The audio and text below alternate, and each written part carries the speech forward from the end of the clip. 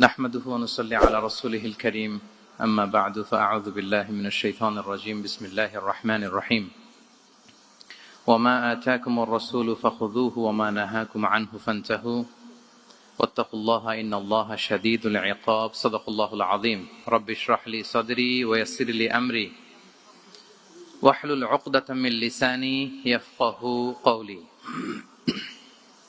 Guardian research ফাউন্ডেশনের আয়োজনে international convention hall বসুন্ধরায় আজকের এই ইসলামিক কনফারেন্স 2025-এ যারা উপস্থিত হয়েছেন তাদের সবাইকে জানাচ্ছি আন্তরিক শুভেচ্ছা এবং অভিনন্দন। আহলান ওয়া সাহলান ওয়া মারহাবান বিকুম ফি হাযা আল-লিকা আত-তাইয়িব আল-মুবারাক। আশা করছি আপনারা সবাই ভালো আছেন, সুস্থ আছেন, নিরাপদে আছেন এবং আল্লাহ তাআলার কাছে দোয়া করি এবং কামনা করি যে আল্লাহ তাআলা আপনাদের সবাইকে ভালো রাখুন, সুস্থ রাখুন, নিরাপদে রাখুন এবং ঈমানের সাথে রাখুন। আমরা শুরুতে আল্লাহ রাব্বুল ইজ্জা ওয়াল জালালের দরবারে লাখো কোটি শুকর এবং সুজুদ জ্ঞাপন করছি যে আল্লাহ তাআলা আমাদেরকে আজকে এরকম চমৎকার একটি পরিবেশে কিছু দিনই কথা শুনবার সুযোগ করে দিয়েছেন। আমরা সবাই পড়ছি কালিমাতুশ শুকর আলহামদুলিল্লাহ।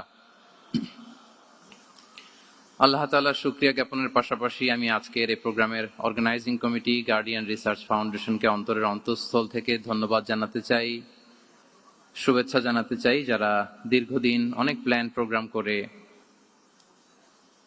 আজকে এই চমৎকার প্রোগ্রামটির আয়োজন করেছেন। আজকের এই প্রোগ্রামে উপস্থিত আছেন বাংলাদেশের স্বনামধন্য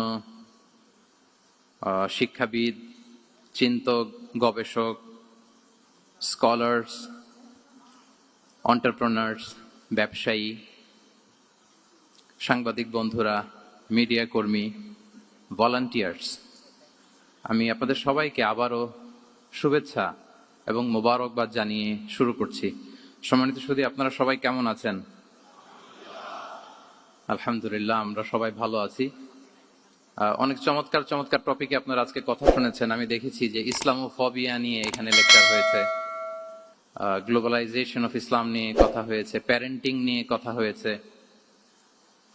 বাংলাদেশের অনেক বিশ্ববিদ্যালয়ের ভাইস চ্যান্সেলর যারা ওনারা এখানে আছেন, অনেক আলেম ওলামারা আছেন, আমাদের উস্তাদ সমতুল্য অনেক আসাতেজায়ে কেরাম অতিথিদের সারিতে বসে আছেন। আমি এখানে সর্বশেষ অধিবেশনের কথা না বলে ওনাদের মুখ থেকে কথা শুনতে পারলেই হয়তো আমরা আরো অনেক কিছু শিখতে পারতাম। তারপরেও যেহেতু প্রোগ্রামের ডেকোরাম অনুযায়ী একটা টপিকে আমাকে কিছু কথা বলবার সুযোগ করে দেওয়া হয়েছে, আমি অত্যন্ত সম্মানিত বোধ করছি যে এরকম একটি প্রোগ্রামে আমি কিছু কথা বলবার সুযোগ পাচ্ছি। আমাদের হলরুমের একেবারে পেছনে উপরের গ্যালারিতে আমাদের বোনেরা এবং কচিকাচা সোনামণির যারা এসছে তাদেরকেও শুভেচ্ছা জানিয়ে শুরু করছি। সম্মানিত সুধী, আমি অনেককে দেখতে পাচ্ছি মোবাইল দিয়ে আপনারা ভিডিও ধারণ করছেন। আপনাদের অনেক কষ্ট হচ্ছে, আমি বুঝতে পারছি। তো আমি চাই না যে আপনারা এই কষ্টটুকু কন্টিনিউ করেন। আমি বিনীতভাবে বলবো যে মোবাইলগুলো আমরা সবাই পকেটে রাখি। Mobile should be in pocket, শুরু থেকে শেষ পর্যন্ত সবাই। আসলে এরকম ইনডোর সেশনে কথা বলার সুযোগ আমাদের খুব হয় না। দেশের বাইরে আমার কিছু এক্সপিরিয়েন্স আছে, দেশে আমরা শুরু করছি ধাপে ধাপে। তো এই যে দিনী হালাকাগুলোতে one to one, brain to brain কানেক্টিভিটিতে বেশি ফায়দা হয়। এই ইন্টারেকশনে অনেক কিছু শেখা যায়, জানা যায়। মোবাইলের স্ক্রিনে তো সবসময় দেখা যায়, ইউটিউবে সার্চ দিলেই যে কোনো বক্তার আলোচনা আমরা চাইলেই শুনতে পারি। কিন্তু যখন আমরা সরাসরি ইন্টারেকশন করব, eye to eye, brain to brain, তখন আমার মনে হয় মোবাইলগুলো ব্যবহার না করে আমরা যদি সরাসরি নিজেরা কানেক্টিভিটি বাড়াই, ইন্টারেক্ট করি, এটা বেশি ভালো হয়। এজন্য শুরুতে আমি অত্যন্ত বিনয়ের সাথে অনুরোধ করে রাখবো, সবাই আমরা মোবাইলগুলো পকেটে রাখি। ভিডিও ধারণ করবার প্রয়োজন হলে এখানে অথরাইজড মিডিয়ার লোকজন আছেন। 21 টিভি এটা লাইভ কভার করছে। আরো আমাদের অথরাইজড কিছু ভাইরা এখানে স্টিল পিকচার নেয়া, তারপর সংবাদ চ্যানেলের জন্য ভিডিও নেয়া, এটা করছে। ওনারা ছাড়া আমরা কেউ যেন মোবাইল ব্যবহার না করি, আমি বিনীত অনুরোধ রাখবো। এত অ্যানাউন্সমেন্ট দেওয়ার পরেও তারপরও কিছু ভাই খুব দায়িত্বশীলতার সাথে ভিডিও করেই যাচ্ছেন, মাশাআল্লাহ। আমরা কি আজকে এই যে বসুন্ধরার নবরাত্রি হল, এটা এখানে 1 ঘন্টার জন্য কি এটাকে মোবাইল ফ্রি জোন বানাতে পারি নাকি আমরা চাইলে? হ্যাঁ, পারবো ইনশাআল্লাহ। সবাই আওয়াজ করে বলি তো ইনশাআল্লাহ। জি, mobile should be in pocket. এটা অনেক ডিস্টার্ব করবে। আপনি এরকম এই যে লাইভ করবেন, ভিডিও করবেন, আপনার পেছনের যে ভাই বসে আছেন তাদেরকে ডিস্টার্ব করবে। বরং আপনি আমার দিকে তাকান। আর আমাকে আলহামদুলিল্লাহ বেশ লম্বা সময় দেয়া হয়েছে। আর আপনারা এখানে সবাই খুব ব্যস্ত। আপনাদের ব্যস্ততা মুখর মূল্যবান সময়গুলো থেকে স্যাক্রিফাইস করে আপনারা এসছেন। ঘন্টাখানিক যদি আমরা একটা টপিকের উপর কথা বলি, আমার মনে হয় আমরা 1-to-1 কানেক্টিভিটি করি। মাশাআল্লাহ, এই তো সবাই মোবাইল পকেটে রেখে দিয়েছেন। মাশাআল্লাহ, তাবারাকাল্লাহ, আলহামদুলিল্লাহ। আমি হলের মধ্যে কোনো মুভমেন্ট যাতে না হয়, কারণ যখন আলোচনায় ঢুকে যাব আমি চাইবো যে টপিকটা শুরু করে দিয়ে শেষ করে দিতে। এই যে মাঝখান দিয়ে ওঠা বসা, হাঁটা চলা, no movement is allowed in the hall room. I request again, আমি আবারও বলছি, আমরা যেন কোনো চলাফেরা মুভমেন্ট না করি হলের মাঝখানে। সবাই বসে যাই মেহেরবানি করে। যারা ভিডিও ধারণ করছেন শুধু ওনারাই মুভমেন্ট করবে ইনশাআল্লাহ বিইذনিল্লাহ। সবাই বসে যাই। সম্মানিত সুধী, ইনডোর হল রুমে কথা বলতে আমি খুব স্বাচ্ছন্দ্য বোধ করি, কারণ মাঠের প্রোগ্রামের আমাদের কিছু ব্যাড এক্সপিরিয়েন্স আছে। গত বছর 8টা বিভাগে 8টা প্রোগ্রাম করার সুযোগ আমার হয়েছিল। তো সেখানে যেটা হয়, লক্ষ লক্ষ মানুষের মিলন মেলা হয়, এত ক্রাউড হয়, সেখানে বসুন বসুন, থামুন, শান্ত হন, এগুলো বলতে বলতে আধা ঘন্টা চলে যায়। কিন্তু ইনডোর প্রোগ্রামে আলহামদুলিল্লাহ সবাই খুব মনোযোগ দিয়ে একটা সুন্দর পরিবেশে কথা শুনবার সুযোগ হয়। সো এই যে পুরো এনভায়রনমেন্ট, এটাকে আমরা যেন কাজে লাগাই। আমরা শুরু করছি। আমি যে টপিকটা নিয়ে আজকে আলোচনা করব সেটা হচ্ছে prophetic mindset through the lens of সিরা or through the lens of সুন্নাহ। নববী মনস্তত্ত্ব সিরাতের আয়নায়। রাসূল সাল্লাল্লাহু আলাইহি ওয়াসাল্লাম, ওনার মাইন্ডসেট কেমন ছিল? মাইন্ডসেট শব্দটার সাথে আমরা মোটামুটি পরিচিত না? সবাই কি বলেন? আমি কিন্তু মাঝে মাঝে জিজ্ঞেস করব, যদি আপনারা অনুমতি দেন। আর প্রশ্ন করার পরে যদি আপনারা উত্তর দেন, তাহলে আমি বুঝবো যে খুব বুঝতেছেন আপনারা আমার আলোচনা, ধরতে পারতেছেন পয়েন্টগুলো। মাইন্ডসেট শব্দটার সাথে আমরা পরিচিত কিনা সবাই? মাইন্ডসেট মানে কি? মনস্তত্ত্ব, তাই তো? মনস্তত্ত্ব, মানুষের মেন্টাল অ্যাটিটিউড, সে যেভাবে ভাবে, যেভাবে চিন্তা করে।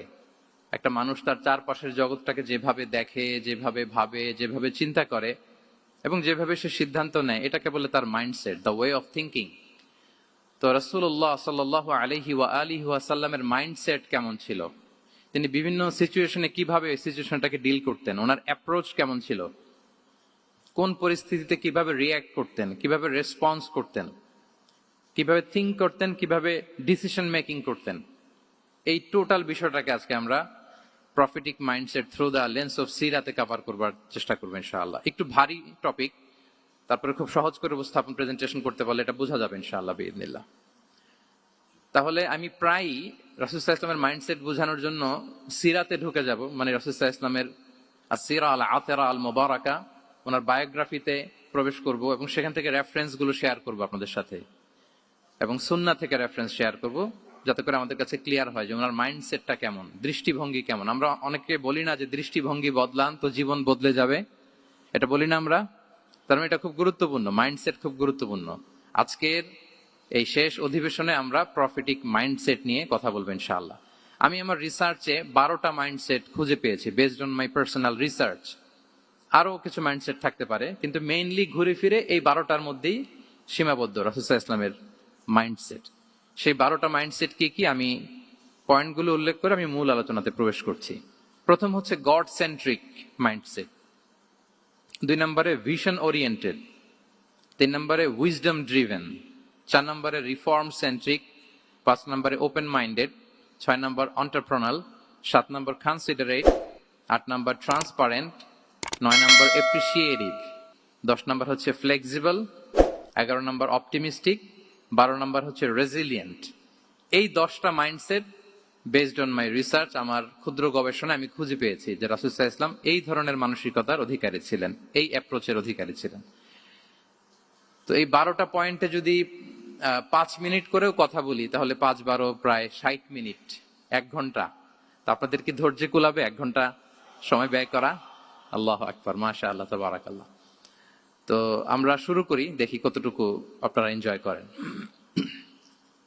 প্রথম যেই মাইন্ডসেটটা নিয়ে আমরা আলোচনা করব সেটা হচ্ছে গড সেন্ট্রিক মাইন্ডসেট বা আল্লাহ সেন্ট্রিক মাইন্ডসেট। অর্থাৎ রাসূল সাল্লাল্লাহু আলাইহি ওয়াসাল্লাম যে কোনো কাজে তিনি আল্লাহ তাআলাকে ফিল করতেন, আল্লাহ তাআলাকে তিনি অনুভব করতেন, ফিল করতেন। সবকিছু ছিল আল্লাহ তাআলা কেন্দ্রিক। যাই তিনি করতেন না কেন, একজন মহান সত্তার সন্তুষ্টির জন্যই তিনি সেটা করতেন। তিনি কে? আওয়াজ করে বলুন, তিনি কে? আল্লাহ সুবহানাহু ওয়া তাআলা। তার সন্তুষ্টির জন্যই তিনি সবকিছু করতেন এবং সবসময় তিনি এটা ফিল করতেন যে আমার আসল ভরসা স্থল হচ্ছে আল্লাহ তাআলা। আসল ভরসা স্থল কে? আল্লাহ তাআলা। এবং আল্লাহকেই তিনি ওনার নিজের অভিভাবক হিসেবে সবসময় চিন্তা করতেন। এবং তার দয়ার পরশেই যে আমরা বেঁচে আছি, তিনি যে আমাকে আগলে রেখেছেন, সার্বক্ষণিক এটাকে মনের মধ্যে ধারণ করা, সবসময় এই চিন্তাটা ভেতরে লালন করা, এটাকেই বলে গড সেন্ট্রিক মাইন্ডসেট বা আল্লাহ সেন্ট্রিক মাইন্ডসেট। এই মাইন্ডসেটের অধিকারী যদি আপনি হতে পারেন, আপনি একটা ডিভাইন পাওয়ার শিল্ডের ভেতরে থাকবেন, একটা ডিভাইন প্রোটেকশনে থাকবেন। চারিদিকে তুফান, ঝঞ্ঝা, ঝড়, অনেক কিছু, কোনো কিছু আপনাকে স্পর্শ করবে না, কারণ আপনার গড সেন্ট্রিক মাইন্ডসেট আছে। একটা মহা শক্তিধর সত্তার সাথে আপনার সংযোগায়ন আছে, কানেক্টিভিটি আছে। সো প্রথম মাইন্ডসেটটা হচ্ছে গড সেন্ট্রিক মাইন্ডসেট। রাসূল সাল্লাল্লাহু আলাইহি ওয়াসাল্লাম সবসময় সবকিছু আল্লাহ তাআলার সন্তুষ্টির জন্য করতেন এবং তিনি ভাবতেন আমার কেউ না থাক, আল্লাহ আছে। যার কেউ নাই তার কে থাকে? বলুন তো সবাই, যার কেউ নাই তার কে কে আছে? আল্লাহ আছে। এটাই হচ্ছে গড সেন্ট্রিক মাইন্ডসেট। আসুন আমরা সিরাতের ভেতরে ঢুকে যাই। যেহেতু আমরা বলেছি থ্রু দ্য লেন্স অফ সিরাতের পরতে পরতে, সুন্নাহর পরতে পরতে আমরা দেখবো যে তিনি গড সেন্ট্রিক মাইন্ডসেটের অধিকারী ছিলেন কিনা। আল্লাহর হাবিব সাল্লাল্লাহু আলাইহি ওয়াসাল্লাম একবার একটা যুদ্ধ থেকে ফেরার পথে মরুভূমির মাঝখানে সেনাবাহিনীকে থামিয়ে বিশ্রামের ঘোষণা দিলেন যে তোমরা একটু বিশ্রাম নাও। তো উনি একটা গাছের নিচে বিশ্রামের জন্য গেলেন এবং সেখানে গাছের ডালে ওনার তলোয়ারটা ঝুলিয়ে রাখলেন, ঝুলিয়ে বিশ্রাম নিতে লাগলেন, ঘুমিয়ে পড়লেন। হঠাৎ এক বেদুইন এসে রাসূল সাল্লাল্লাহু আলাইহি ওয়াসাল্লামের এই কোষবদ্ধ তলোয়ারটা কোষমুক্ত করে এরকম হাতে নিল। রাসূল সাল্লাল্লাহু আলাইহি ওয়াসাল্লাম ঘুম থেকে জেগে উঠলেন। এবার বেদুইন বলতে আরম্ভ করলো, মাইয়ামনাউকা মিন্নি, এই মুহাম্মদ তোমাকে এবার কে বাঁচাবে বলো, এই তো আমার হাতে তলোয়ার, কে বাঁচাবে? সাথে সাথেই আল্লাহর হাবিব সাল্লাল্লাহু আলাইহি ওয়াসাল্লাম উনি উত্তরে বললেন আল্লাহ। উত্তরে কি বললেন? কোনো চিন্তা ভাবনা নাই যে ওরে আঘাত করা যায় কিনা পাল্টা, বা কোনোভাবে ওর কনফিডেন্স ডাউন করা যায় কিনা, এদিক সেদিক কারো সাপোর্ট চাওয়া যায় কিনা, কোনো দিকে না তাকিয়ে কি বললেন? আওয়াজ করে বলুন সবাই, কি বললেন? আল্লাহ। তাহলে এই যে this is the powerful example of god centric mindset. সবসময় তিনি আল্লাহ কেন্দ্রিক ছিলেন। সবসময় কি ছিলেন? আল্লাহ কেন্দ্রিক ছিলেন। এটাকে বলে গড সেন্ট্রিক মাইন্ডসেট। যে কোনো পরিস্থিতিতে তিনি আল্লাহ যে আমার সাথে আছেন এটা কল্পনা করতেন। এবং সুনানে আবু দাউদের একটি বর্ণনা এসেছে, রাসূল সাল্লাল্লাহু আলাইহি ওয়াসাল্লাম কান নবী সাল্লাল্লাহু আলাইহি ওয়াসাল্লাম ইযা হাযাবাহু আমরুন সাল্লা, তাকে যখন কোনো জিনিস বিচলিত করত তিনি জায়নামাজের মুসল্লায় দাঁড়িয়ে যেতেন, সালাতের জন্য দাঁড়িয়ে যেতেন। বিপদে পড়লেই আল্লাহর কাছে সেটা সঁপে দিতেন, শেয়ার করতেন। আমরা বর্তমানে কোনো বিপদে পড়লেই কি করি? আগে কোথায় শেয়ার করি? ফেসবুকে। বলেন, আমার জীবনে কোনো দুর্ঘটনা কিছু হইলেই আমরা কোথায় শেয়ার করি? করেন আপনারা? ফেসবুকে শেয়ার করেন? আসলে করা উচিত কার সাথে? হ্যাঁ, আমার স্ত্রীর সাথে শেয়ার করার আগেও শেয়ার করব কার সাথে? আমার বন্ধুর সাথে শেয়ার করার আগেও শেয়ার করব কার সাথে? আল্লাহর সাথে। আমরা যদি হিজরতের ঘটনাটাকে একটু অ্যানালাইজ করি তাহলে দেখবো যে গারে সাউরে যখন আল্লাহ রাসূল সাল্লাল্লাহু আলাইহি ওয়াসাল্লাম এবং আবু বকর রাদিয়াল্লাহু তাআলা আনহু ওনারা আশ্রয় নিয়েছিলেন রাত্রিবেলায়, কুরাইশরা যখন খুঁজতেছিল, আবু বকর রাদিয়াল্লাহু তাআলা আনহু বলেন যে কুরাইশদের পা দেখা যাচ্ছে, ওরা যে হেঁটে যাচ্ছে, একটু উকি মারলে আমাদেরকে দেখা যায়। তিনি অত্যন্ত ভীত সন্ত্রস্ত, তটস্থ, নিজের জন্য নয়, রাসূল সাল্লাল্লাহু আলাইহি ওয়াসাল্লামের সেফটির জন্য। রাসূল সাল্লাল্লাহু আলাইহি ওয়াসাল্লাম আবু বকর রাদিয়াল্লাহু তাআলা আনহুকে বলেন যে আবু বকর চিন্তা করো না, লা তাহসান ইন্নাল্লাহা মা'ানা, আবু বকর চিন্তা করো না, আল্লাহ আমাদের সাথে আছেন। সুবহানাল্লাহ। আমাদের সাথে কে আছেন? আল্লাহ আমাদের সাথে আছেন। এটা হচ্ছে গড সেন্ট্রিক মাইন্ডসেটের উদাহরণ। আপনার মনকে বুঝাতে হবে যে আল্লাহ আমার সাথে আছে। মনকে তুমি বুঝিয়ে বলো আল্লাহ আছে আমার সাথে। এই বাক্যটা মুখস্থ করা যাবে? মনকে তুমি বুঝিয়ে বলো আল্লাহ আছেন আমার সাথে। আপনার পুরো জীবনের সব কাজের সাথে যদি এই বাক্যটাকে মিলিয়ে ফেলতে পারেন, দেখবেন যে কোনো কিছুই আপনার ক্ষতি করতে পারতেছে না। এটাকে বলে গড সেন্ট্রিক মাইন্ডসেট। আল্লাহ আমার সাথে আছেন, কেউ নাই কিন্তু আল্লাহ তাআলা আমার সাথে আছেন। এবং গড সেন্ট্রিক মাইন্ডসেটের সবচেয়ে বড় সুবিধা হচ্ছে আপনার মনে কখনো হতাশা কাজ করবে না, হতাশা বাঁধবে না, কারণ আপনার সাথে এক মহাশক্তিধরের কানেক্টিভিটি আছে। তিনি কে বলুন তো আওয়াজ করে? তিনি আল্লাহ। হতাশা আসবে না। এই যে আমাদের জাতীয় জীবনের এখন সবচাইতে বড় বড় সমস্যাগুলোর যদি আমরা লিস্ট করি, একটা বড় সমস্যা হচ্ছে ডিপ্রেশন, তাই না? আমরা ডিপ্রেশনে ভুগি না? আপনাদের ডিপ্রেশন হয় কখনো? আচ্ছা, ডিপ্রেশন কাকে বলে আগে বলে। ডিপ্রেশন হচ্ছে আপনার আর আপনার রবের মাঝে যে দূরত্ব, এটার নাম ডিপ্রেশন। আই রিপিট, আমার আর আমার রবের মাঝে যে গ্যাপ, আমাদের সম্পর্কের যে দূরত্ব, এটার নাম কি? ডিপ্রেশন। আপনি যত আল্লাহর সাথে সম্পর্ক জোরদার করতে পারবেন, ডিপ্রেশন আপনার থেকে দৌড়ে পালাবে। এজন্য আমাদের বিশ্বাসীদের জীবনে কোনো ডিপ্রেশন নাই। আছে? আমাদের ডিকশনারিতে কোনো ডিপ্রেশন আছে বলেন তো? আমাদের সাথে আল্লাহর সম্পর্ক কেমন বলেন? মজবুত? আলহামদুলিল্লাহ পড়ুন সবাই। তাহলে ডিপ্রেশন হচ্ছে আপনার আর আপনার রবের মাঝে যে দূরত্ব, এই দূরত্ব দূর করে দেন, ডিপ্রেশন আপনিই পালাবে। আচ্ছা, আমরা আরো কিছু সিরা থেকে ইনসিডেন্ট নিয়ে দেখি যে গড সেন্ট্রিক মাইন্ডসেটটা কেমন। দ্বিতীয় হিজরিতে যে বদরের যুদ্ধ হলো, সে বদরের যুদ্ধে ইবনে মাসউদ রাদিয়াল্লাহু তাআলা আনহু তিনি বর্ণনা করেন যে আল্লাহ রাসূল সাল্লাল্লাহু আলাইহি ওয়াসাল্লাম আগামীকাল যুদ্ধ এর আগের দিন রাতে তিনি হাত তুলে এরকম দোয়া করতেছিলেন। আমরা তো এইভাবে দোয়া করি। আল্লাহর হাবিব সাল্লাল্লাহু আলাইহি ওয়াসাল্লাম তিনি দোয়া করতে করতে ইমোশনালি হাত এরকম উঁচু করে, হাত্তা ইউরা বায়াদু ইবতাইহি, বগলের শুভ্রতা দেখা যাচ্ছিল। উনি দোয়া করতেছিলেন, আল্লাহুম্মা আনজিজ লি মা ওয়া'আতানি, আল্লাহুম্মা আতিনি মা ওয়া'আতানি, আল্লাহ তুমি যে বিজয় দিবে বলে প্রতিশ্রুতি করেছিলে, ওই বিজয় আমাদেরকে দাও, ওই ভিক্টরি আমাদেরকে দাও। দোয়া করছিলেন। সাইয়েদনা আলী রাদিয়াল্লাহু তাআলা আনহু উনি বর্ণনা করছেন যে বদরের যুদ্ধের আগের রাতে আমরা সবাই ঘুমোচ্ছিলাম, কিন্তু রাসূল সাল্লাল্লাহু আলাইহি ওয়াসাল্লামকে দেখলাম যে না, উনি হাত তুলে শুধু আল্লাহর কাছে কান্না করছেন, দোয়া করছেন। আবু বকর রাদিয়াল্লাহু তাআলা আনহু উনি বলেন যে আমি যে দেখলাম যে তিনি ফজর পর্যন্ত দোয়া চালিয়েই যাচ্ছিলেন, দোয়া চালিয়েই যাচ্ছিলেন, দোয়া কন্টিনিউ করছিলেন তিনি। এবং দোয়া করতে করতে রাসূল সাল্লাল্লাহু আলাইহি ওয়াসাল্লাম এতটাই ইমোশনাল হয়ে গেলেন যে ওনার গায়ের চাদরটা নিচে পড়ে গেল। আবু বকর রাদিয়াল্লাহু তাআলা আনহু যে বলেন, ইয়া নবী আল্লাহ, কাফাকা মুনাশাদাতুকা রাব্বাক ফাইন্নাহু সায়ুনজিজু লাকা মা ওয়া'দাক। হে নবী, যথেষ্ট, এনাফ ইজ এনাফ, অনেক হয়েছে নবী, আর কাঁদতে হবে না, আপনার রব আপনাকে ভিক্টরি বা বিজয় দান করবে ইনশাআল্লাহ। তাহলে দেখেন, যুদ্ধের আগের রাতে সেনাপ্রধান কি করে? এই কৌশল ওই কৌশল, কোন দিক দিয়ে অ্যাটাক করা যাবে, ওয়ার স্ট্র্যাটেজি ঠিক করে, তার সাথে যারা আছে তাদের সাথে পরামর্শ করে। কিন্তু রাসূল সাল্লাল্লাহু আলাইহি ওয়াসাল্লাম সবকিছু সেট করে দিয়ে কার সাথে কানেক্টিভিটি গড়েছেন বলুন তো? আল্লাহর সাথে। This is called God centric mindset, Allah centric mindset. আমার হৃদয়টা সবসময় কার সাথে জুড়ে থাকবে? আল্লাহর সাথে। কারণ উনি ছাড়া আমার কোনো ঠিকানাই নেই। এই যে একটা নাশিদ বাংলাদেশে আমি শুনেছিলাম, তুমি ছাড়া প্রভু আমি, শুনেছেন আপনারা? ঠিকানাবিহীন। এটাও মনে রাখতে হবে। মনকে তুমি বুঝিয়ে বলো আল্লাহ আছে আমার সাথে, এটাও যেমনি আমরা মনে রাখবো, এই বাক্যটা মনে রাখতে হবে যে প্রভু তুমি ছাড়া আমি, হ্যাঁ বলতে চান না কেন? তুমি ছাড়া আমি ঠিকানাবিহীন, উনি ছাড়া আমার কোনো ঠিকানাই নাই। তাহলে এই মেন্টালিটি যদি আমরা ধারণ করতে পারি, এটাকে বলে গড সেন্ট্রিক মাইন্ডসেট। তাহলে রাসূলুল্লাহ সাল্লাল্লাহু আলাইহি ওয়া আলিহি ওয়াসাল্লামের যে 12টা মাইন্ডসেটের কথা আমরা বলেছি, তার প্রথমটা হচ্ছে গড সেন্ট্রিক। প্রথমটা কি?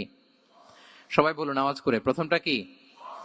মাশাআল্লাহ। আমি শেষে আবার জিজ্ঞেস করব যে কারা কারা বলতে পারেন দেখি। তাহলে একটা কভার করলাম। আল্লাহ তাআলা আমাদেরকে গড সেন্ট্রিক মাইন্ডসেট দান করুক। আমরা যে কোনো পরিস্থিতিতে যেভাবেই থাকি না কেন, আমরা বিপদে আপদে সবসময় ভরসা রাখবো কার উপর? এটাই হচ্ছে গড সেন্ট্রিক বা আল্লাহ সেন্ট্রিক মাইন্ডসেট। আচ্ছা, 2 নাম্বার মাইন্ডসেট হচ্ছে vision oriented mindset. Vision oriented mindset মানে হচ্ছে যার মধ্যে দূরদর্শিতা আছে, ফার সাইটেডনেস আছে, who can anticipate the future, যে ভবিষ্যৎ আগাম অনুমান করে ফেলতে পারে, সামনের পরিস্থিতিকে আগাম অনুমান করতে পারার যে যোগ্যতা বা দীর্ঘমেয়াদী চিন্তা করতে পারার যে ক্যাপাসিটি, এটাকে বলে ভিশন ওরিয়েন্টেড মাইন্ডসেট। এটা আল্লাহ রাসূল সাল্লাল্লাহু আলাইহি ওয়া আলিহি ওয়াসাল্লামকে আল্লাহ তাআলা দান করেছেন। উনি ভবিষ্যৎকে আগাম বুঝতে পারতেন, আগাম অনুমান করতে পারতেন, এবং সে অনুযায়ী তিনি স্ট্র্যাটেজি, প্ল্যান পরিকল্পনা এটা তিনি সাজাতে পারতেন। এটাকে বলে ভিশন ওরিয়েন্টেড মাইন্ডসেট। এবার আসুন আমরা সিরাতের কিছু ইনসিডেন্টকে সামনে নিয়ে আসি যে তিনি কিরকম ভিশন ওরিয়েন্টেড মাইন্ডসেটের অধিকারী ছিলেন। আমরা সবাই হুদাইবিয়ার ঘটনা জানি না? কত হিজরিতে ঘটেছিল বলুন তো সবাই? হ্যাঁ, কত? 6 হিজরিতে।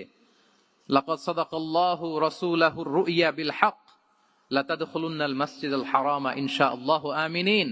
রাসূল সাল্লাল্লাহু আলাইহি ওয়াসাল্লাম 6 হিজরিতে মদিনায় স্বপ্নে দেখলেন যে তিনি উমরা করতে যাচ্ছেন। তো নবীদের স্বপ্ন এটা কেবল স্বপ্ন নয়, এটা আল্লাহর পক্ষ থেকে ওয়াহি, রেভেলেশন, ওয়াহি। তো সেই হিসেবে তিনি 1400 সাহাবা নিয়ে উমরা করতে চলে গেলেন মক্কায়, কিন্তু মক্কাবাসী ঢুকতে দিল না, থামিয়ে দেয়া হলো। তো তখন একটা চুক্তি হয়েছিল, ভাইজান mobile should be in pocket. এই যে আপনি বলেছিলাম যে অডিয়েন্সে আমরা কেউ ভিডিও ধারণ করব না ইনশাআল্লাহ, আপনারা কথা দিয়েছিলেন আমরা 1-to-1 brain to brain connection করব, ভিডিও করবেন না প্লিজ।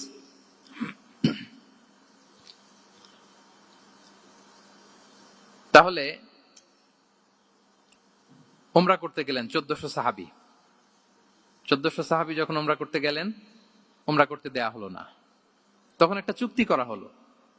ওই চুক্তিতে বলা হলো, রাসূল সাল্লাল্লাহু আলাইহি ওয়াসাল্লাম লিখতে বললেন যে লিখো মিন মুহাম্মদ রাসূলিল্লাহ, আল্লাহর রাসূল মুহাম্মদের পক্ষ থেকে কুরাইশদের সাথে এই চুক্তি। কুরাইশরা আপত্তি করলো যে না, শুধু মুহাম্মদ লেখা যাবে, রাসূলুল্লাহ লেখা যাবে না। কারণ তুমি যে রাসূলুল্লাহ, আল্লাহর রাসূল, এটা যদি আমরা মেনে নেই তাহলে তোমার সাথে আর আমাদের দ্বন্দ্ব কিসের, আমরা তো ভাই ভাই হয়ে গেলাম। রাসূলুল্লাহ কাটো। সাহাবারা কেউ রাজি হয় না, বিশেষ করে ওমরে ফারুক রাদিয়াল্লাহু তাআলা, উনি রাজি হয় না, না না এটা কাটা যাবে না। রাসূল সাল্লাল্লাহু আলাইহি ওয়াসাল্লাম অনেক বলে কয়ে বুঝালেন যে না, দীর্ঘমেয়াদী চিন্তা করতে গেলে আমাদের এখন একটা শান্তি চুক্তির দরকার আছে, যাতে করে আমরা আমাদের গ্লোবাল নেভিগেশন সিস্টেম, দাওয়া সিস্টেমকে আরো স্ট্রং করতে পারি। অনেক বলে কয়ে রাসূলুল্লাহ কাটা হলো। এরপর তারা বলে চুক্তিতে লিখো যে এই বছর উমরা করতে দেয়া হবে না, এই বছর ফিরে যাবেন আপনারা সবাই। এটাও সাহাবারা রাজি হয় না, আল্লাহ রাসূল সাল্লাল্লাহু আলাইহি ওয়াসাল্লাম রাজি হলেন। আবার আরেকটা ক্লোজে লেখা হলো যে আগামী বছর আসলেও 3 দিনের বেশি থাকা যাবে না, সেটাও রাজি হয়ে গেল রাসূল সাল্লাল্লাহু আলাইহি ওয়াসাল্লাম। সাহাবারা রাজি হচ্ছেন না। এরপর মক্কা থেকে কোনো লোক মদিনায় গেলে মদিনাবাসী তাকে রাখতে পারবে না, ফেরত দিতে হবে। কিন্তু মদিনা থেকে কোনো লোক মক্কায় আসলে মক্কাবাসী তাকে ফেরত দিতে বাধ্য থাকবে না। দেখেন, একটার পর একটা মুসলমানদের বিরুদ্ধে সব ক্লোজ যাচ্ছে। কোন সাহাবীরাই রাজি হচ্ছেন না, কিন্তু আল্লাহ রাসূল সাল্লাল্লাহু আলাইহি ওয়া আলিহি ওয়াসাল্লাম তিনি বললেন যে না, লিখো লিখো। উমর ফারুক রাদিয়াল্লাহু তাআলা আনহু এতটাই রাগান্বিত হলেন, তিনি প্রশ্ন করলেন, ইয়া রাসূলুল্লাহ, আলাইসা আনতা নাবিয়্যুন হক? আপনি এই যে কম্প্রোমাইজের পর কম্প্রোমাইজ করে যাচ্ছেন, আপনি কি সত্য নবী নন, সত্য রাসূল নন? আলাসনা আলা দীনিন হক, আমরা কি সত্যের উপর প্রতিষ্ঠিত নই? আলাইসাল কুরআনু কিতাবুন হক, তো সব যদি সত্য হয় আপনি কেন এগুলো মানছেন? রাসূল সাল্লাল্লাহু আলাইহি ওয়াসাল্লাম বললেন যে ওমর, তুমি বাদশাহ না, মেনে নাও। মেনে নিলেন, এবং এই মেনে নেওয়াটাকে আল্লাহ ভিক্টরি বলে ঘোষণা দিলেন, বিজয় বলে। আল্লাহু আকবার। ইন্না ফাতাহনা লাকা ফাতহাম মুবিনা। এবং হুদাইবিয়ার এই সন্ধি থেকেই বেসিকলি মক্কা বিজয় ওইদিকে ত্বরান্বিত হয়েছে গতি প্রবাহটা। কারণ রাসূল সাল্লাল্লাহু আলাইহি ওয়াসাল্লাম অনেক দূর দেখেছেন, সাহাবারাই সামনের কিছু বিষয়ে তারা খেয়াল করছেন, কিন্তু রাসূলুল্লাহ সাল্লাল্লাহু আলাইহি ওয়া আলিহি ওয়াসাল্লাম তিনি অনেক দূর দেখতে পাচ্ছেন। আচ্ছা বলেন, 3 তলার উপর থেকে একজন একটা ভিউ দেখতে পায়, আর 30 তলা উপর থেকে আরেকজন একটা কন্ডোমিনিয়ামের উপর থেকে একটা পানোরামিক ভিউ দেখতে পায়, দুইজনের ভিউ দেখা কি একরকম হয়?